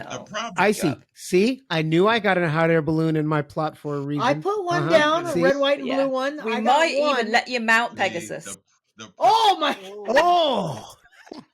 Hold on, when you say mount, you gotta be specific. I did choose that word carefully. But here's the thing: we would have, because we've been there for years. We have millions of questions, so I think we almost have to do a part 2 because we've that next one was Gamer Sand for a very long period of time, almost 2 hours here. Yeah. But it's went by so quick. I know it is. So we're gonna get ready to close out. But I do have. I would hold on for a minute or two. Oh. No. Yes, he's coming. Hold on. He is not. Gamer Sand's on his way. Well, possibly. Let me try to get this question to Dora before. Let me try to get this question before he jumps on. So approving storefronts. Have there been any that you like? Why would they get flagged for not approval? Like copyright material? What would be the reason? So that's a great question. There is actually we have the developer guidelines from Meta, and there are various things that would be flagged. So indeed, copyrights. It could be any content that is restricted content, like let's say drugs, for example. Damn. Or violence, things like that are not allowed. There would be restriction if there are any medical claims as well, which are not verified or substantiated. Interesting. Yeah. So anything that is kind of questionable and it could be misleading to users, that's usually something that we would flag or ask for the revision, because we follow the guidelines, and in terms of our terms and conditions as well, we don't want to cross maybe certain Thank you, Dora. Really, dude. There he is. Thank you, everybody. We're closing out the show. All right. Yes. So for everybody that decided to hang in there and wait and stick with us for the whole time, the treat has arrived. Thank you. You see that the joy is now San has to replay this to know what Dora and I have been saying for the past hour. Exactly. Because he has no idea what we've been on about. Anything. Because whatever you've said is not properly correct. So all I have to do is invent stuff that isn't correct and talk as if I know what I'm talking about. Thanks for coming in. Right. Yay. Well, welcome. So now we have Gamer San in the house. So we can now ask him these other questions that we go back to the ones that we skipped. Yeah. That we skipped, exactly. All right. So since we have you and thank you for being here, is there anything just right out of the gate that you want to share, and the platform is yours for a minute. So I'll let you introduce yourself, please. Yep, introduce yourself, talk for a minute, give us some special treats that we haven't heard yet. Heck yeah, give us some new stuff. So my name is Stan Shepherd. I'm the CEO of Future Tech Labs. I'm the guy that takes all the credit for the work that these other people do. One of the founders of Future Tech with Chris Cummings many years ago. That was Wendy's husband, where we sat down in a cafe, pub, bar place and said, what are we going to do now that we have some spare time, and what are we going to focus on? And we agreed to make the metaverse, and I think 10 years later, here we are still doing it. Crazy how it starts like that. Okay. Yes, it started in a bar in Guildford or a pub in Guildford or something like that. We were just chatting. Probably the Drummond. I've started a lot of stuff in bars. But, yeah. We can't talk about those. We can't talk about those. Yeah. I mean, normally it's things like children's relationships that start in bars. But, this right. More painful than both of those. Right. So Chris, I think, was looking into trying to make a computer game, and I was looking to move on to the next thing. And I think Chris said to me, well, should we make a computer game? And I said, well, that's a little bit small, isn't it? I said, what do you actually really want to do? And he said, well, I want to make the metaverse. And I said, well, that's funny. So do I. So we sat down and did it and got together and made the beginnings of that. Back then it was on the PC. And it was with the Rift because the Quest didn't exist. And we started making something that was pretty damn awesome. But then we realized very quickly, when Meta showed us the Quest before it was the Quest, before it existed, we got invited out to California to see their new device. Back then, I think it was called Santa Cruz. And we would take it in, we were shown it, and I think we were supposed to have 10 minutes with the device. I put it on, I stood in it for about 30 seconds. I took it off, I handed it to Chris, and I went and sat down in the corner. Chris put it on, used it for about 30 seconds, and took it off and sat down in the corner next to me. And the person from Meta was completely freaked out, worried that we thought it was, the biggest pile of rubbish in the world. And they said, well, don't you want to go in? Opposite. Don't you want to see more? And I'm like, no, this is the future. That's it. I give up. Done. That was it's a wrap. That was enough. It's a wrap. Now all I need to do is think about how to make something for it. So that was, the conversation. I remember us saying, well, we're going to now change everything that we're doing to work for this because this is going to be the thing that people use. Back then it blew us away. I mean, we'd been going to presentations and pitches and things with a laptop, one of the most expensive, laptops you can get with powerful GPUs in it, and setting up these room scale sensors in the pitch room. And every pitch that we went to took 30 minutes to set up, and half the time it didn't work. And then suddenly we went back to walking around with a Quest in our bag that we could just take out and use, and it completely changed everything. We could see that was going to be a complete world of difference.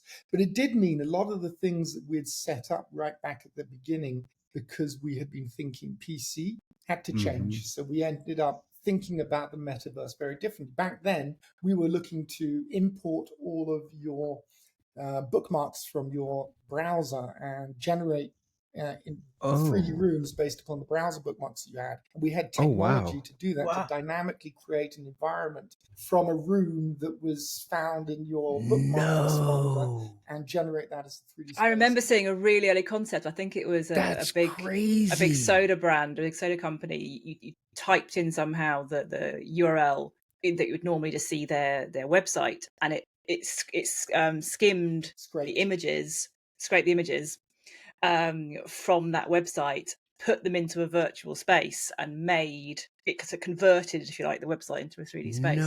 Wow, that's pretty clever. Incredible. Yeah, I did it real time, and it would do really clever things. So it would use a sort of AI to work out which images went together, and it would scrape a web page and find the people, the about page and the people page, and all the images of the people would appear next to text about them in a room that was then called about.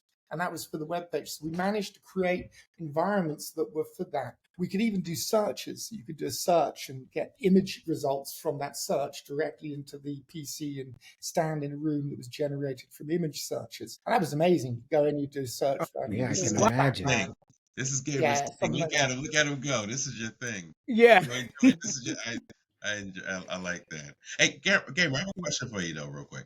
I saw one of your Yeah. old original videos. Sherry, Woman's World, gave it to me. I don't remember if it was multiple videos, but I just remember you clearly having a vision for multiverse. I mean, I don't know when you did it, but it had to be one of the first things where you said, look, this is what I'm thinking about doing. How's that different from now? Because now you've actually seriously are trying to do it. From one thing, having the vision, to actually processing and creating a team to implement it. How difficult did you find that over the past few years? It's extraordinarily difficult because the other thing is you've just mentioned two parts, which is our vision and the place that we are now. But those two things are just like, they're not, there's no linear line between them. Right. There's about a gazillion line, and it goes around the planet and through wormholes and out the other end, and Exactly. an elephant and out a cat.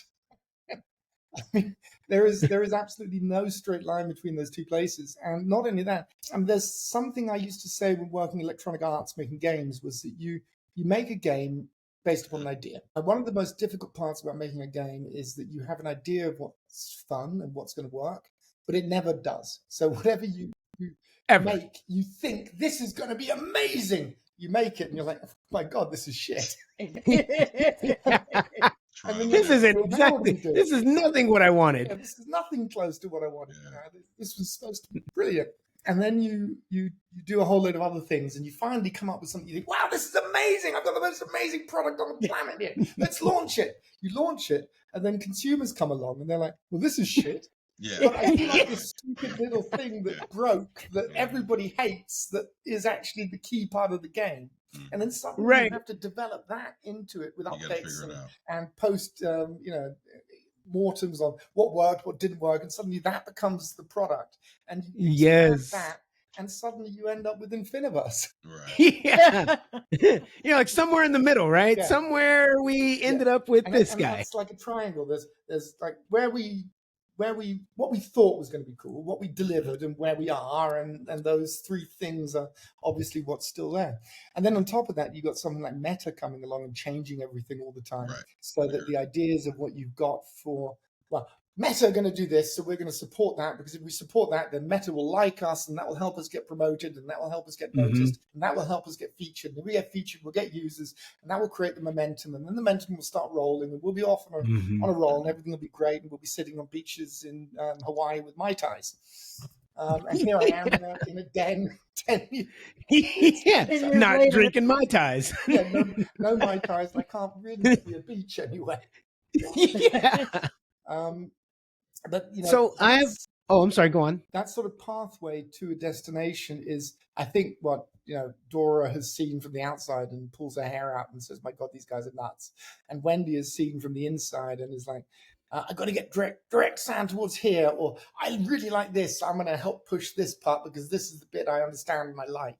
And I've got some pathway I'm on.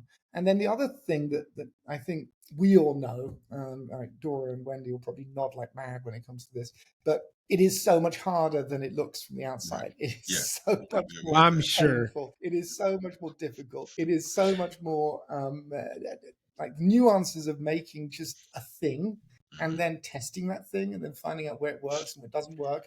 And suddenly it works. You think it's all working, and then you test it multiplayer and it doesn't work. And you test it multiplayer in a streamed room with streaming other stuff, and then suddenly it collapses. And then you got to redo it all from the ground up because of all start from scratch. Yeah. And that's one of the things that I would programmers who, I mean, now with AI that's changing, but Speaking of which, actually, just a real quick question. Are you using any vibe coding? I'm throwing it out there. My son was asking me, are you using Claude Code? Yeah, are you huge amount of vibe coding. I now vibe code. I come up with ideas and I present them to Ollie, and Ollie says, my God, this isn't complete shit. So, I can prototype an idea and I can put it out there, and I can get a little bit further, because the other thing that vibe coding does is it helps you with that problem. I think this is going to be fun, and it's not. So you quickly can iterate through a whole range of places to somewhere where it becomes usable to you, at least. Then you've got to get it made properly, and then you've got to see whether other people like it. And then actually make it, launch it. Ollie, on the other hand, as an example, I know the other day, about 3 months ago, we had a crash bug, and he was out at a party in Guildford, with beers. And he'd just come back, and I was like, "Hey, Ollie, we got to fix this. This is a crash bug. It's really serious. We got to get it fixed." We'd obviously done a stupid launch on a Friday, like we always do. Yeah. Timing wasn't the best, right? Ollie has a blanket rule now: no launches on a Friday. He refuses flat out for that reason. Yeah. So we still launch on Fridays. I mean, the blanket rule is there. Doesn't mean we follow it. But the blanket rule is definitely there. So yeah, we were sitting there. Ollie was a little bit drunk. We had this crash bug. He just got the AI to fix it and didn't even check and published it, and it worked. So Nice. Yeah. So are you're deploying the agents, and you're probably using Claude and So Claude at the moment is the one that's best for code. Yeah, exactly. That does change week to week, month to month. Yeah, it does. But yeah, me and my son are creating some stuff. So yeah. What Ollie says, just as the tech side of things, that's really interesting is Ollie obviously has been with it from the beginning, so he understands most of the product. There are areas of the code that he didn't write, but even now it's 10 years later, the stuff that we wrote 10 years ago that was cutting edge back then, and now is like horse-drawn characters. And it's hidden, and it's spaghetti code, because any project that has lived this long, you've got things that tied up to stuff that no longer exists. So therefore, you make a hack from that to a wormhole over there to something that does exist, then gets changed and meanders over here. So the code is all over the place. And apparently Claude is really damn good at working out where stuff is. So I've actually noticed a speed up in Ollie's work, for example. And Ollie's like a genius. Ollie's been coding for 40 years of his life or something. Oh my gosh. He's worked on the PlayStation 2 before it launched. He's done stuff that people, insane stuff. And he's an extremely talented coder. He knows every part of code. He knows multiple languages. But the thing that he uses code for most is the stuff of, well, where is this? Where do I find that? How does that hook up? Oh, yeah. How do I locate where this was? Yeah, because it has the whole code base in his memory. Right, already set up in there. So yeah, that part of it. But coming back to the core product, what is the product today versus what we start with? It's a very different thing. And Meta have been part of changing it. Consumers have been part of changing it. We have been part of changing our minds. And the new team members, like Wendy, joined the team after we launched, and has also helped change things, because the other thing you've got to do as a producer, as a manager of a product like this, is you've got to play to the strengths of the team. There's no point in saying, right, we're going to have 3D characters with animation when you don't have a character modeler and you don't have an animator. And, right. And all the people that you have are not good at the sort of stuff that you want them to be good at. They're good at some other type of animation. So you've got to play to the strengths of what you've got. I think that's where we're at now. And I think, Wendy's very good at doing the 3D assets from the point of view of things like apartments that are coming out, the models of the drops, and the environments, which I'm really happy with. So those sorts of things, and her tech skills are much stronger than they were. But the product that we've got today is much more of a community built together space, rather than what we initially thought it was going to be, which was different metaverses that were more like web pages. So we originally imagined that the metaverse would be websites in 3D. And you could go and explore them together in 3D. You could go and do a search for content, like I said, Batman or cars or something like that, Mustangs, and get a whole room generated to different types of Mustangs, walk around that and get images. By the way, don't then, when you have that tech, do the rude image search that Chris then did.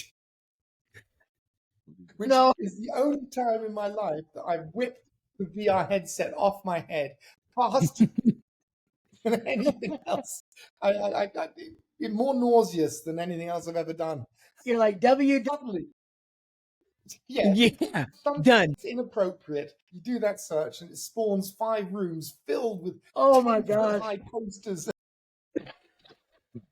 Where's that tech at right now? I'm just curious. Where's that at right now? You see, what Iceman really means is, what would happen if I searched for Sam Fox? I've talked to Sam about it, and I said, when can I make an environment for her? And he said there will be a time where I'll be able to put up some posters in there. Yeah. So I mean, one of these days, right? And wait, again, there's were other you things. talking about Sam Fox? Is that the one? Oh, okay. Yeah.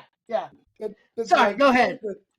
Again, where we started was we were on PC, and the idea was that this was an open platform, and therefore you would be able to do porn or drugs or anything else that was legal, and then territory would be able to be done. And now, because of the Meta Store, it's very locked down.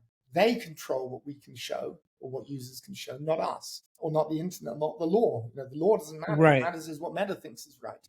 And Wow. what Meta thinks is right is tailored to the thing that is most globally considered correct. Right. Therefore, there exactly. are limitations that are outside of what we think is right, or what they, the government says is right in England, or the government says in France, or in America, or different Right. places. So it's become a very different beast. But I'm quite happy with where it is. It's just not the product we initially thought we were making.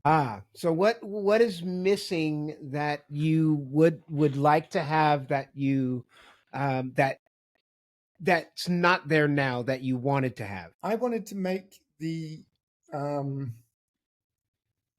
internet in 3D. And what we've got is a place that people can have stuff, but it's not the internet. The internet. And I wanted to be able to flip community, the switch and convert the internet into a 3D world, and then have That people makes walk sense. around that 3D world and then add to it. To claim a domain, put all the domains in all the storefronts across Infiniverse. Every storefront was a domain from Google to BBC to CNN to Walmart to Amazon, and then have those storefronts get claimed by the owners and expanded upon, and then metaverse is expanded upon.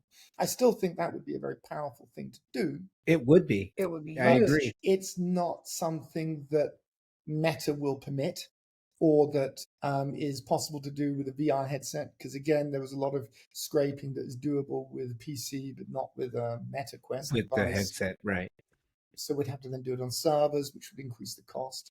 At the same time, the other problem we've got is that, Multiverse is a free app on the Quest headset, but the Quest, is great, has done very well, but it's far from a mobile phone that everybody has everywhere across the planet, or a PC or a laptop, a Mac, or something that everybody can access. So we end up with a very niche community, and we have to support the sort of things that niche community wants to do. Right. And as you can probably see from the people present on the screen right now, apart from Wendy and Dora, who are obviously in their 20s, the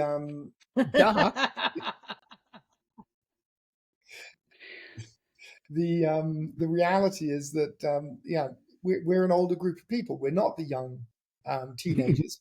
The young teenagers are not using Quest for that sort of thing. They're using it for Gorilla Tag. And then the question is, do we try and add Gorilla Tag type things to Multiverse to bring them in?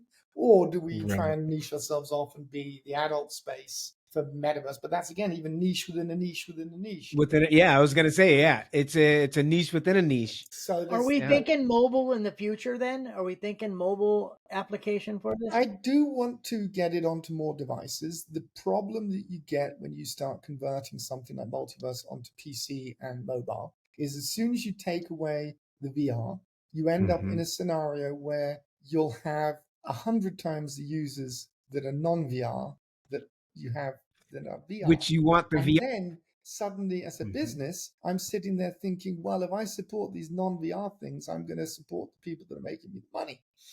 And I'm going to suddenly find myself doing what Rec Room did and what all of these other apps do, which is you move into non-VR and then you change the product so that it doesn't support VR because that's where the money is. And then you're following the money and you're not making the product that people believed in. Started and suddenly you're just doing what everybody else does.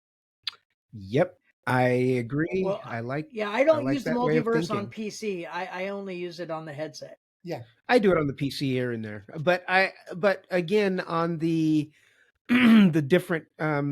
He was saying mobile, but what about on different headsets? This was one of my questions again, different earlier. Headsets, great, but who's going to pay for the support of a new headset like the one of the new Chinese ones that's come out when it costs us about $100,000 a year, but we're going to make 3. Right.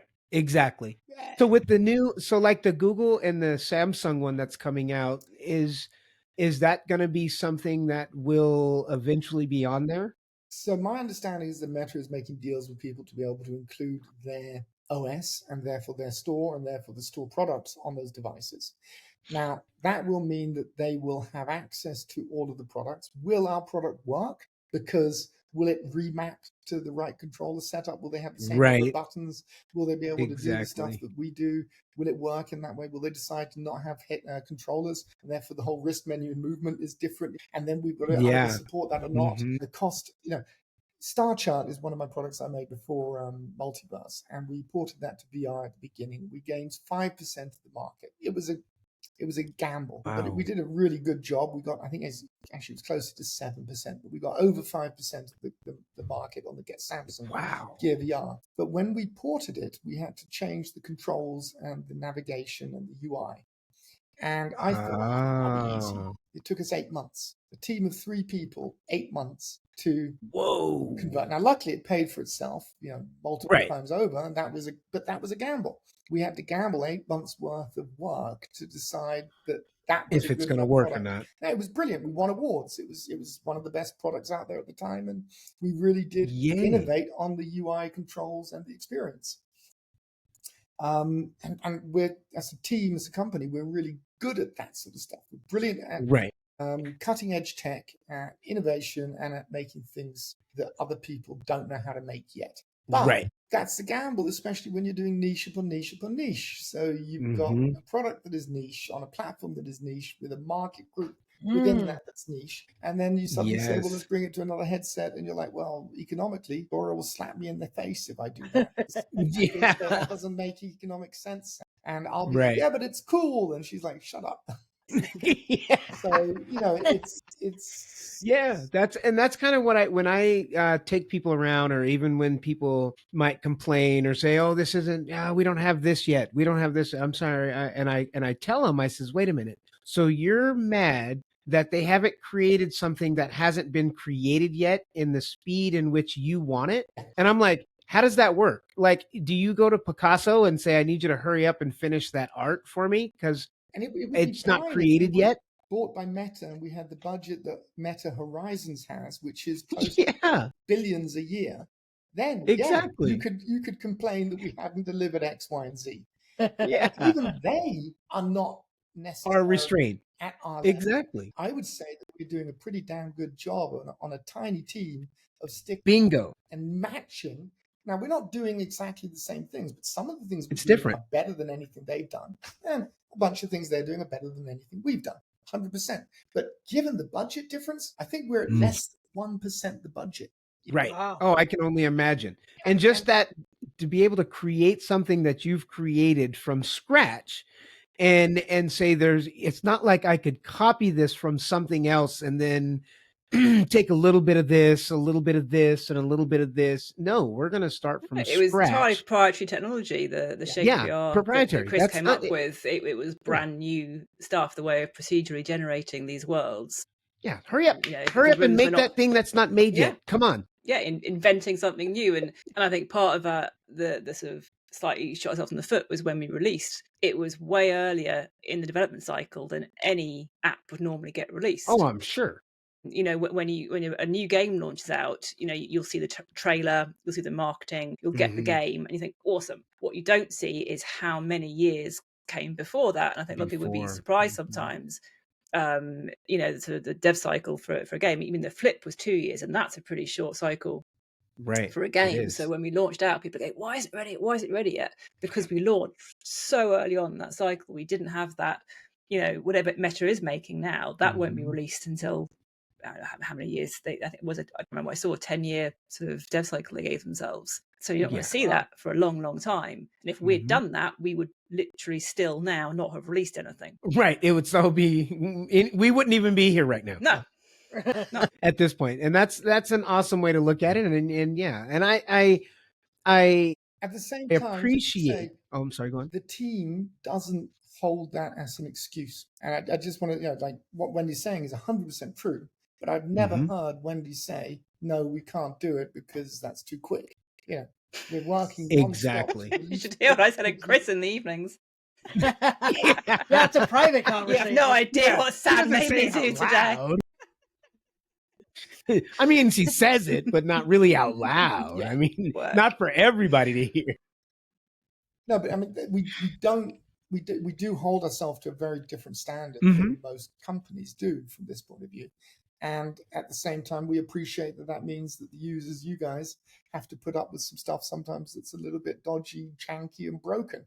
But as a result, we're all much further ahead than if, and that's how we can stay up and abreast of something like Meta. Right. Because we can do something this week.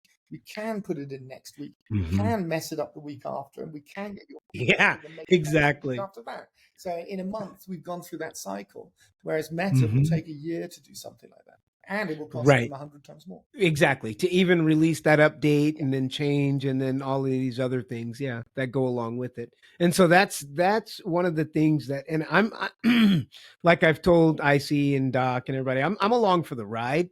So whether it's be for the breaks, the fixes, the extra features that come out, it's like, how can you not enjoy the ride? I mean, there has to be some bumps in the ride. I mean, yes, every ride's not perfect. So that's all part of the ride. Let's just roll with it and see what they bring out and look at the new treats that we get. I mean, and we got some samples today of this new homeroom that maybe or maybe not. I don't know if we did. I'm in love with. The cat is out the bag, son. We gave them a little preview of the room. And so the next thing that I wanted to talk to you about was the people coming in. Yeah. We talked a little bit about the new feature and how the homerooms and all this stuff is going to change. But just can you elaborate on it, on what your thought and your dream was, and the expectations of that? And because I've got my own thoughts on it, and I'll just tell you, it's already in my head the best thing since chocolate pudding or whatever you want to say. Sliced bread. Only because now we have a way of identifying the people that are coming into the environment. Before, we didn't have a way of, like, when somebody came in, they were in safe mode. We never saw them. They came in, they left, and then we'd never see them again. Now that they've come in and they automatically by default get an apartment, we now have analytics on them. We now have a name that I can go on to my Oculus and do a search and say, welcome to the multiverse. Yes. Because now I have a name. So to me, it's a game changer. It's just me personally. that I've felt bad about forever since we launched is the inability to handhold users properly through the experience. And there are many reasons, and there's many excuses as to why we haven't done it yet.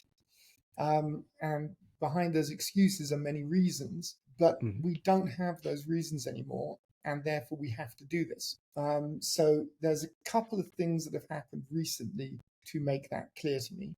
One, while the planetarium and the exhibitions and some of these other places, Zombie Town, are amazing experiences, they have proven without doubt not to be the reason that people come to Multiverse.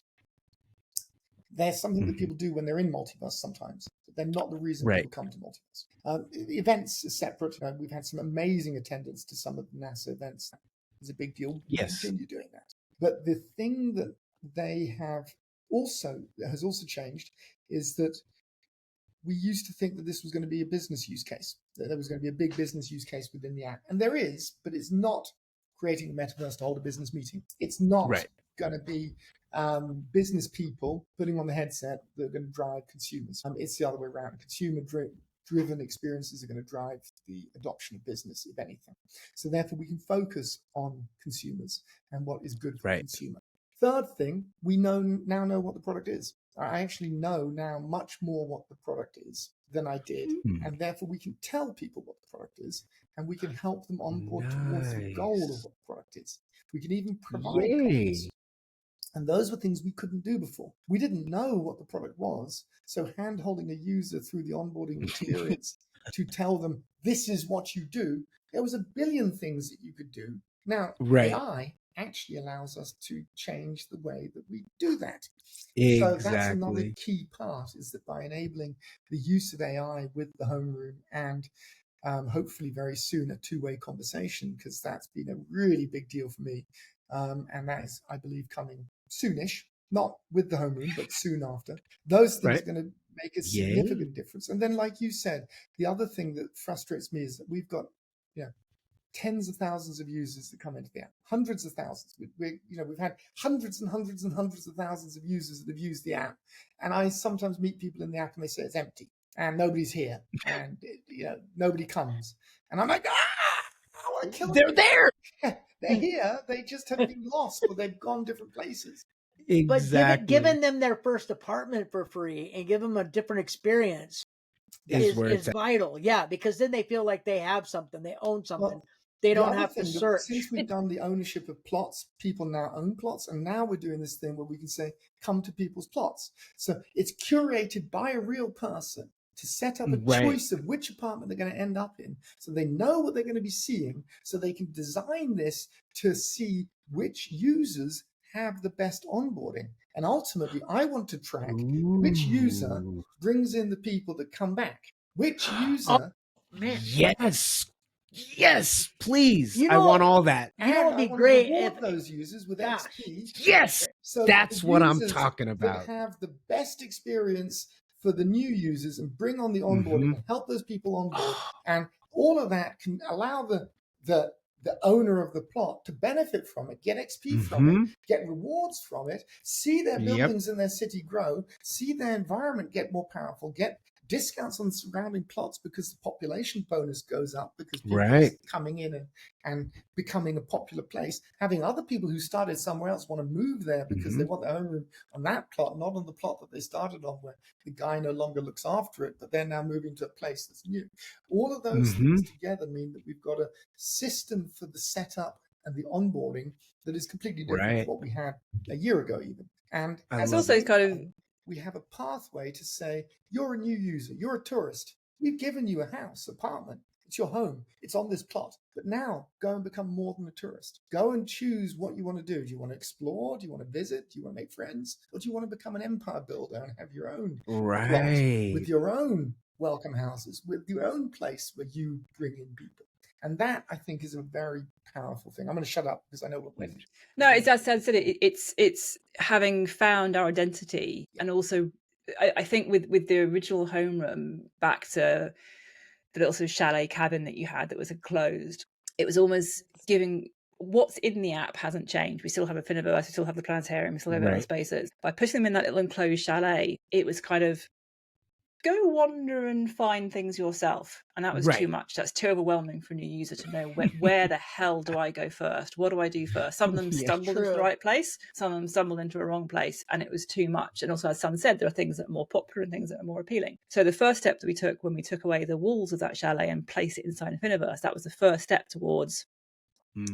As soon as you arrive, you go, oh, there's a city. How do I get into that city? How do I get out? Because you can't jump off those walls. I know you've all tried. I know the first time that room came, you tried to jump out of that room, and you can't. We made it. You cannot. You have to find a way. I tried every which way. You have to find a way into that city. And this is then that next step further of actually putting you slap bang in your own unique place. It's not a generic homeroom. It's not just somewhere that's in Grand Central. It is in your space that is tailored to you. So it's simplifying that pathway so much towards what people are going to want to do, and saying, right, we have started you off on this pathway. The next steps are really, really simple. And then they can go and explore the rest of it, find more and go along that ladder. And with the AI sort of onboarding system we've got, there'll be little prompts and guides, and have you bought a plot yet? Did you know about this? And have you tried this? Oh, it's great, well done for buying another apartment. And as you said, the plot owners, you can then see, oh, there's a new person there. Be welcoming, create that community, which is the underlying spirit of stuff of everyone. In the fact that you three guys here, you met and created this community. There's other communities. There's people who I've seen have meetups in real life. There's friends forming. That's the solidification of this. So by getting those new users right slap bang in the heart of those communities, it is, as Sam said, he has been every downtime we have had for the past 3 years. Like, So what about the tutorial? Should we make the tutorial? What about the tutorial? I'd love to get people like in a tutorial, and it's we never onboard them. It's never been that kind of confluence of all of us having the time together to be able to do it, because it has been a combination of right back at the beginning with the roles of the production and the art and the code and the management, all of us working together to get this all done. But yeah, he's been on it for a long time. Yes. Oh, I'm excited about it personally. So stop pushing those bloody green buttons. Yeah, because the green buttons were, again, something that were based upon what we thought was going to be important at the beginning of the app. Right. We're like, and they were in the planetarium. You go to the planetarium, they're everywhere. Yeah. Yeah. You guys went button crazy. Yeah. That was the only thing we could do was bloody well put. Yeah. Hey, we can make some buttons. So speaking of the planetarium, aren't relevant anymore, so why have them? And then why take people through a tutorial where all they do is press buttons? But yeah, exactly. Speaking of the planetarium, because I was making a room and I wanted to put like Zombie Town where you can click it, and then like the planetarium and things like that. I think I found the link to them. Is there? What you can still do that, right? Dora, that's one for you. Sorry, can you say it again? Yeah, it messed me up too. No. Okay, Dora, do not feel bad, Dora, because I left the question as well. I left the question as well as soon as where to find links to our main spaces. So if I wanted to put in one of my rooms or whatever, one of my storefronts, I wanted a direct link to Zombie Town.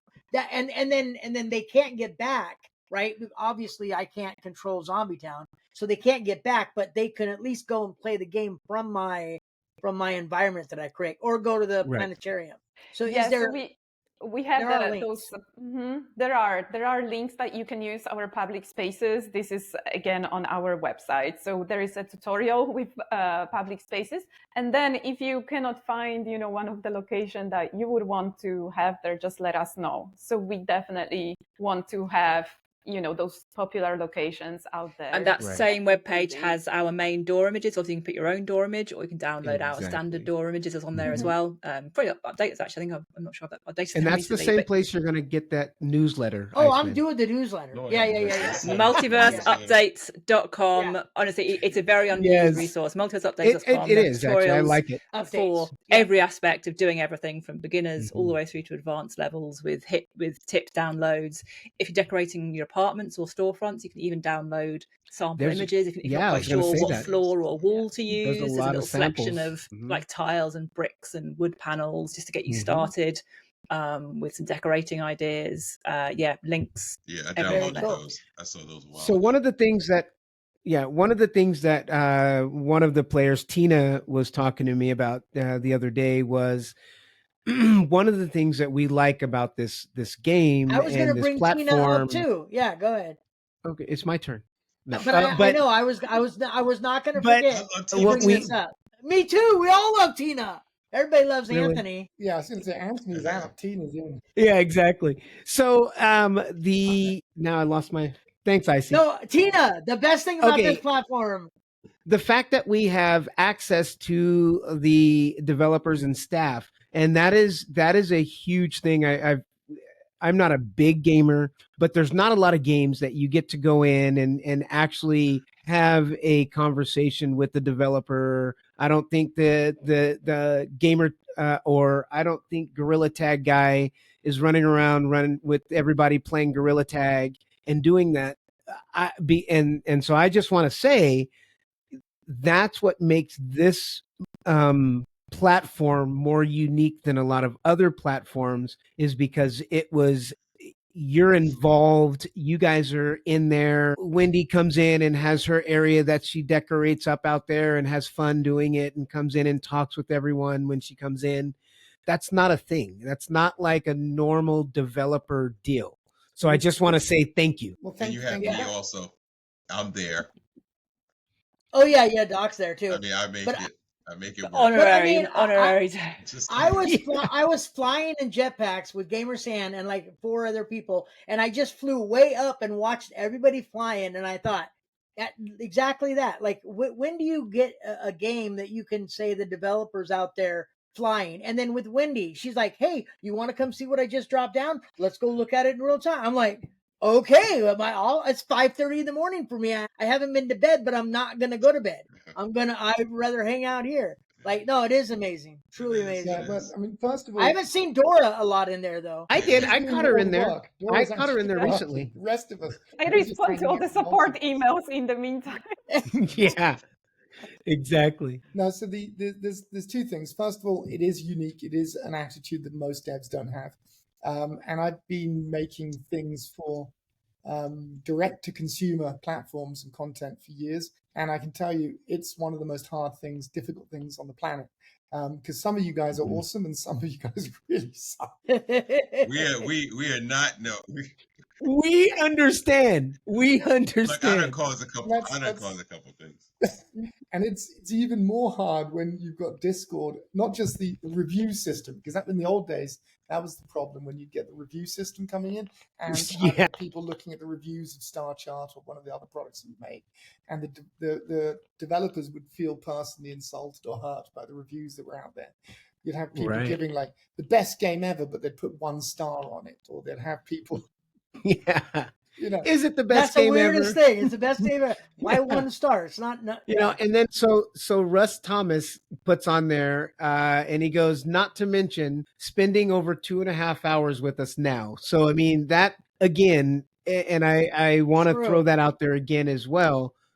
We truly appreciate you guys taking the time to come on and give us, you know, your passion and your joy and share it with us. And because it is a big deal. I mean, we have been on for 2 hours and 40 minutes. And again, you didn't have to do that. It's not something that, you know, I don't think there's a lot of, like I said, developers out there spending 2.5 hours on a podcast with people, and it's not a thing. And I do appreciate it. And it's something that hopefully our viewers and listeners and everybody also appreciate that, because it's not a normal thing, and I being, you know, out there a while, it's not normal, and I appreciate it. No, so but just it's also great to get the feedback from users, because the thing that you got to remember is we don't just build this for ourselves. We do build it for you. Now, that doesn't mean that we can do all the things you want us to do. Yeah. Like make come on. Except for the pirate ship. Except for that pirate ship. That's coming. I already know that. Yeah. Thank you, Wendy. We do build it for you guys. And to be able to get that feedback, to see what you do, to understand the nuances of what, like, to be clear, there's a couple of things that happened that blew my mind that I didn't expect. I didn't have any idea of. We knew that putting the icons on the buildings for the profile was a good idea. We knew that was a good idea. We knew that was powerful. But we had no idea you guys were going to start spelling words. She did say that. Oh, right. Exactly. We had no idea that they would write the words on the outside. Yeah, you could do in the app, apart from put profile photos up. And you guys got together as communities to spell whole words and buy buildings to say just a thing.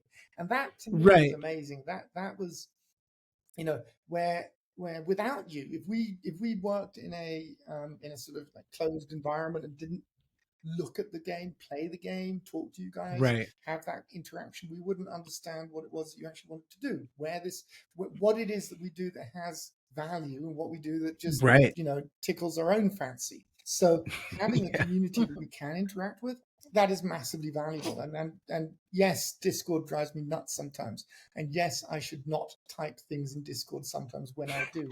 Yes, I should sometimes stay away from Discord for months at a time. If I always check the time in France when his messages come, and you'll see if it's like early in the morning or midnight, then you'll know how to receive them. Yes. Those things are problematic, and yes, they come with their own consequences. And yes, I have said things I regret, as I'm sure everybody else has. No, I don't regret myself. But at the same time, without that, it wouldn't be the product it is today. And, and those things matter. They make it real. We're real people, and we're doing this because we have a passion for it.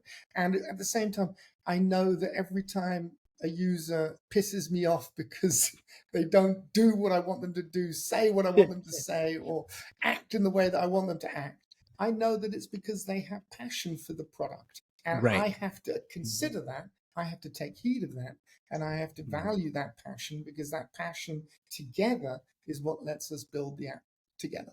And I think that amazing. Even when it's somebody getting angry, and even when it's somebody insulting, and even when it's somebody doing things that they shouldn't do, you would rather they not do. We're all coming at it, whether it's from one angle or another, from an angle of passion about the product.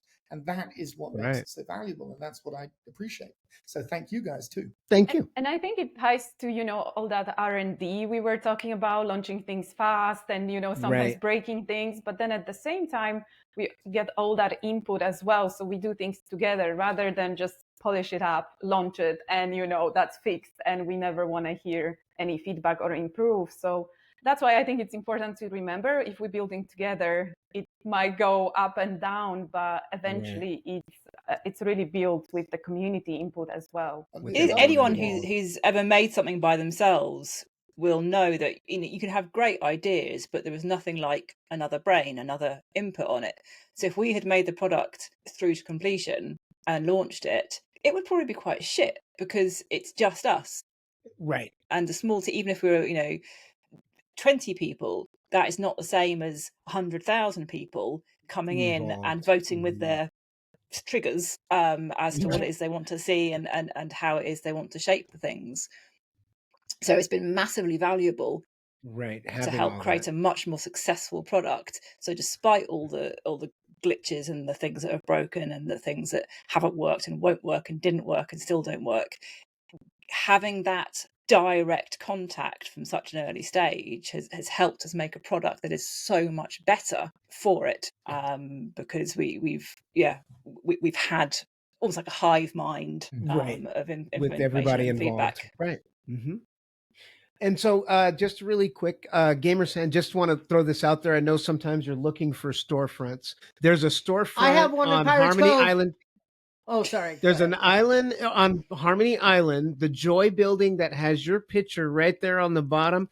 It's waiting for you. And on Pirates Cove, I would love to see one of your storefronts right there on my island. I'm just throwing it out there. There's also you bought one on my area, and there's a storefront waiting for you on that same building. It's reserved. Yeah. No one else can buy it but you. Yep. It already has your name reserved on the inside. I don't care. Any of you guys. Okay, Doc, go ahead. What do you want to push? Now, Doc, what put in your request, Doc? Come on. Mega fruit. Yeah, I'm gonna need some Mega fruit tree. I'm gonna need some more. Yeah, a mega fruit tree. I'm gonna need y'all to, and I need to be able to plant that. Oh, Wendy and Dora already agreed to give me the algorithm. What? Yeah, they already said they're gonna release it. That's okay.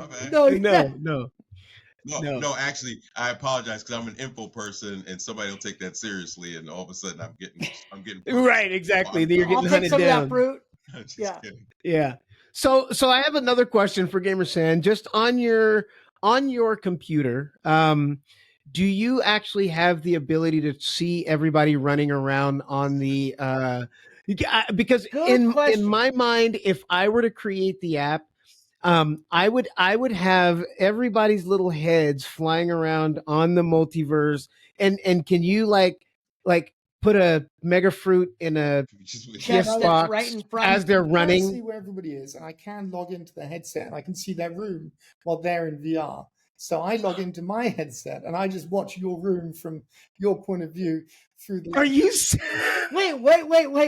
What? No, he's kidding. Oh, he's kidding. But that would be hilarious.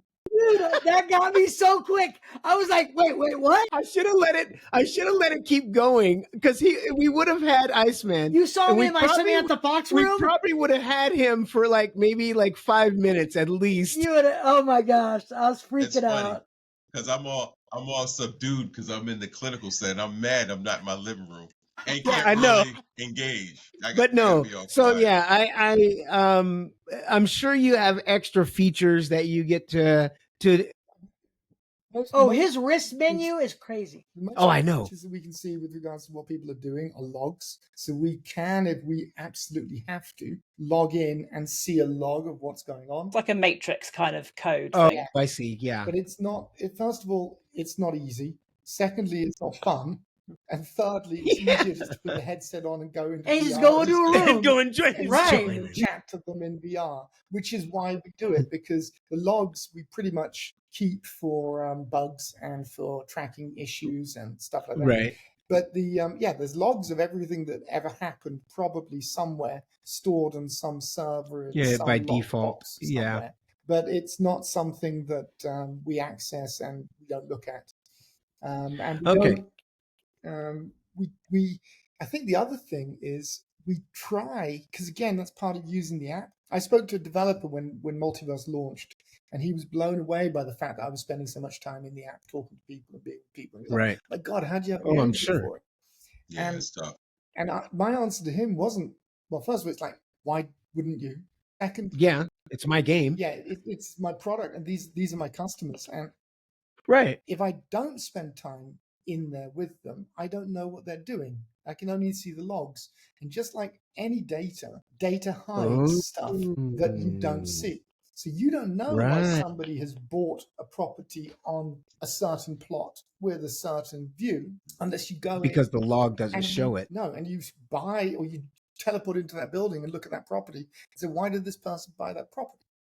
Or you go and meet them and you talk to them and you hear the conversations. You don't know that people are trading properties to transfer Metacoin. And that's the transfers that happen, the trade. I don't know anything about that. No, I don't know what you're talking about. Nobody does that.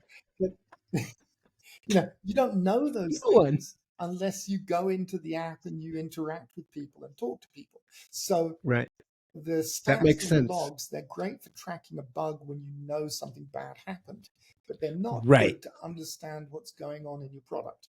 When you need to go online, and that's one of the best parts about making a social product is that it is social and you can interact and you can go and talk to somebody and say, well, why did you do that?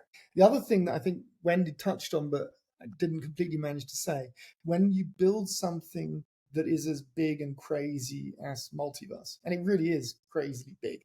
It is. There's very few products out there on the planet that are as vast as something like Multiverse. And there's very few on the planet that have as many potential interactions or connections or, like nuances. I agree. There is no way you can test all the problems. Even if we had a QA test team of 25 people, they still would not be able to test the product the way the consumers do. And we test the product. We think, well, this works. And then we ship it. And then about 3 minutes later, somebody comes along and they've done something that we didn't even think about doing. The fact that you guys use the jetpacks to find the treasure chests. Can you make them to where we can shoot it from the? Can you make it to where we can shoot it from the jetpack? I'm just throwing that out there. Open them. Throw keys and get them in the lock. Throw keys at it, and it just goes right into the thing. If you can just but, somehow flip that switch. That's not a thing that I imagined. And there's a whole load of other things like certain people feel nauseous under certain circumstances. Wendy, for example, and Dora both get nauseous quite quickly compared to me. I'm probably the person with the least nausea, but even I don't use free movement because that will make me throw up. So if I do free turn, that's all I use. 10 minutes. But we have users who demand it, require it, and therefore we can't test it because they'll experience something that we would. And then it's a different. It's a case by case basis. Exactly. So if I am sick by it, doesn't necessarily mean you're going to be sick by it. So I can't really test it for you. No.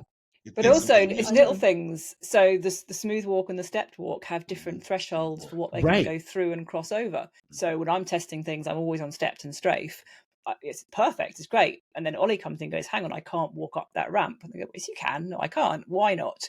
And we spend 2 days trying to work out some bug in the code. No, it's just because you're on smooth walk and I'm not.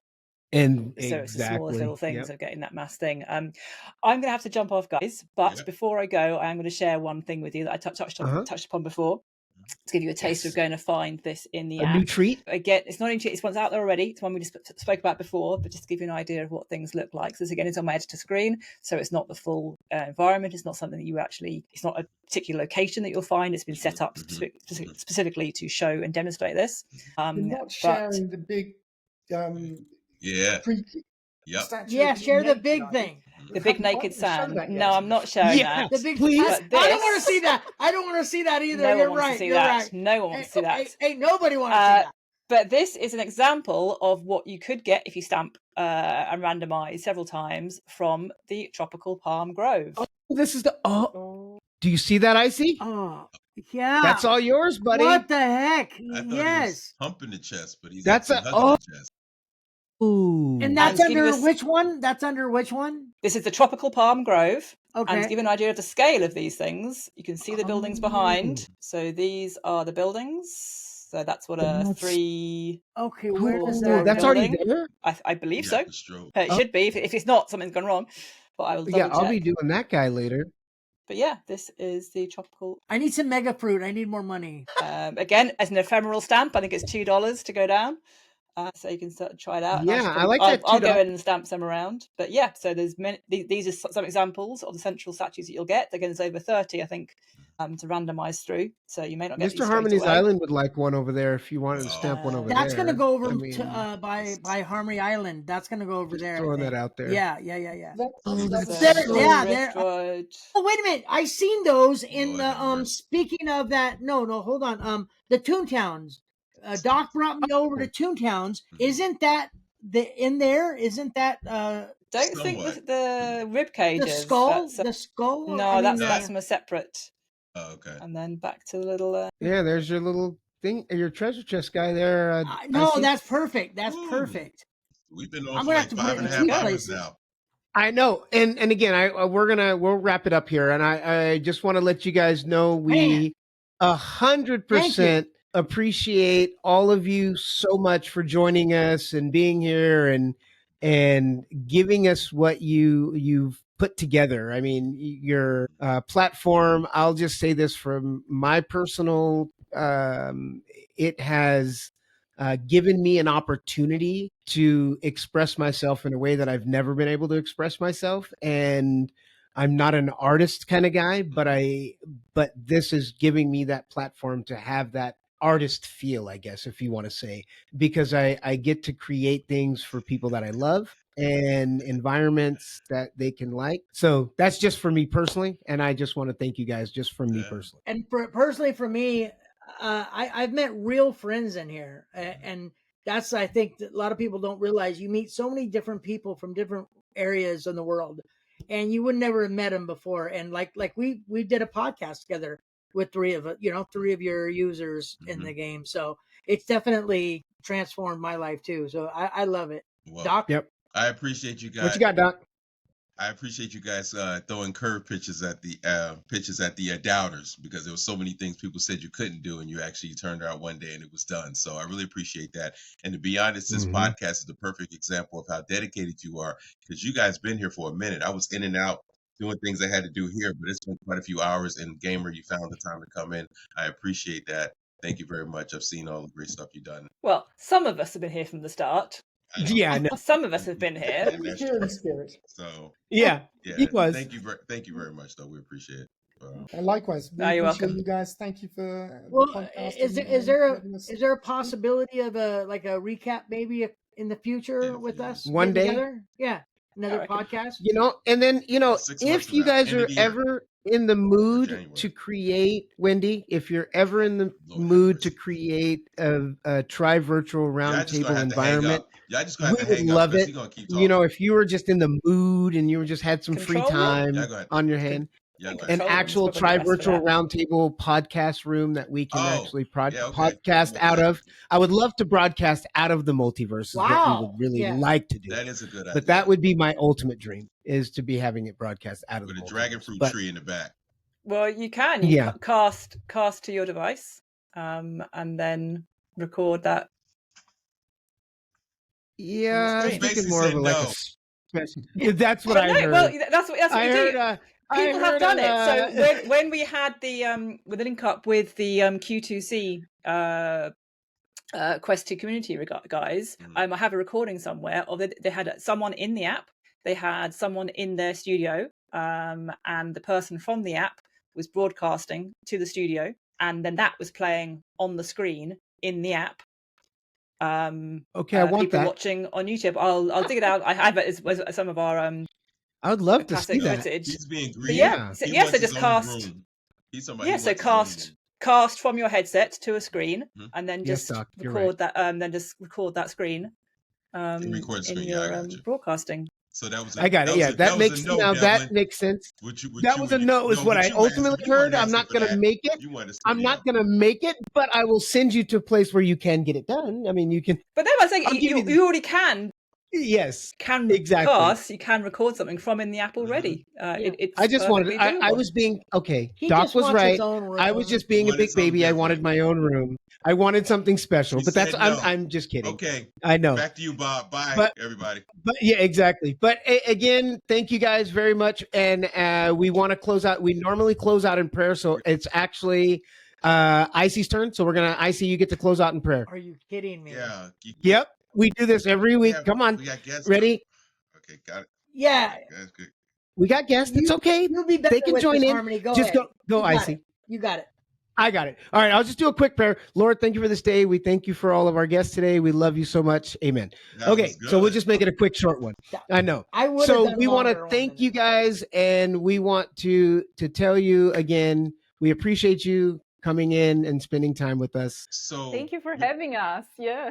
he's Yeah. I can't wait till the. I can't It's wait been a till pleasure. next time. I He's can't wait till long-winded our about next time. everything else, but he shortens God. Long-winded about everything else, but gave God like 10 Really, seconds. Doc? All right, guys. It was Really, Doc? wonderful having you guys. You here. the one? No. Anyway, Okay. thank So you, also, thank you. before you guys leave, is there Turn it up. anything special, Gamer San, that you want to tell us, a special treat of something that's coming, or right before we hang up that you know is Amber, coming, just hang out. but Wendy, no, don't do that. button. Don't worry about it. The reality is, you guys know about things often before I do, because we ship so fast that the stuff that we're building literally comes out, within the week that we build it. So Yes, we heard that was one of the bonus things. There are a ton of things I could tell you about that I want to do, but whether or not we'd actually be able to do them, whether they'll get done because something else comes along and takes priority, I can't tell you. What I can say is that not seen the last of the AI. You've not seen the last of how we're going to tie the homerooms into rewarding people and making more out of the people that have the platforms for people to start in. You're going to see rewards for those. You're going to see the bigging up of those people. At the moment, one of the things I've been talking about a long time is trying to get away from this being FTL's app that you guys are waiting for us to do things on. And instead, I want to make it so that the plot owners are their own influencers, and those influencers direct and curate and manage and corral and wrangle and direct all of their users that have a home in their plot. And welcome newbies to Infiniverse now. Yes, right? exactly. And being able to bring them in and onboard them. I think you're going to see a lot more of that side of things start to come in. You're also going to see the expanse of the Shards. Well, there's the plot stamping. So the plot stamping stuff that Wendy's been showing, that's going to continue because that is really powerful. And even Big if it long doesn't list. make us money because we're not seeing everybody stamp all of the different things, it has value on a different level, which is it makes the app more beautiful, more interesting, and more unique. And I want to do more of that. I want to have more reason to explore, more reason to go out and see things, go around and travel and go to places that feel unique and special. And I want everybody to have a reason to say, well, their plot is special. So you'll see us do more of that. And then you'll also see reasons to go and explore. So there's a whole thing that's been in the risk menu for a while, which is the to-do coming soon. You need to think about that because that is going to become something that we're going to be focusing on over the coming years. So that side of things is where we're headed. You never know. Like with everything, there's always the caveat. It's in development. We're doing R&D as we go. We're changing our mind left, right, and center as we see how people use things, what things are successful. To be honest, the change in the structure of the pricing around the plot stamps and the way that you can now buy plots cheaper, but buildings cost more, that was something that was entirely driven by consumers. The consumer demand for us to do discounts around plots was something that made us think, well, how can we do that? How can we give them what they want without making it too cheap to have too many apartments? Right. And you have to have that we balance. worked out how to do it because we did the discount. We saw the discount was very successful. We saw people go out and buy plots. And we realized that actually what people want to do is they want to build something, they want to make it beautiful, they want to go and build something else. And they can't if we make the plots too expensive. Whereas if we make the plots cheaper, they can buy more plots, they can do more beauty, they can make the plots more beautiful, the world becomes more beautiful, we all benefit from it. So that's the sort of, again, how we learn from you guys. So the more you tell us, doesn't mean we'll be able to do it, doesn't mean we want to do it, but we do listen and we do try to find ways to work it in. Nice. I like that. Thank you for that last little nugget as we're on our way out. I appreciate that. Thank you so much. That was very, very kind. Appreciate you. All right. Well, again, thank you guys for coming. We appreciate you guys. Thank you very much. Take care. Audio Jungle.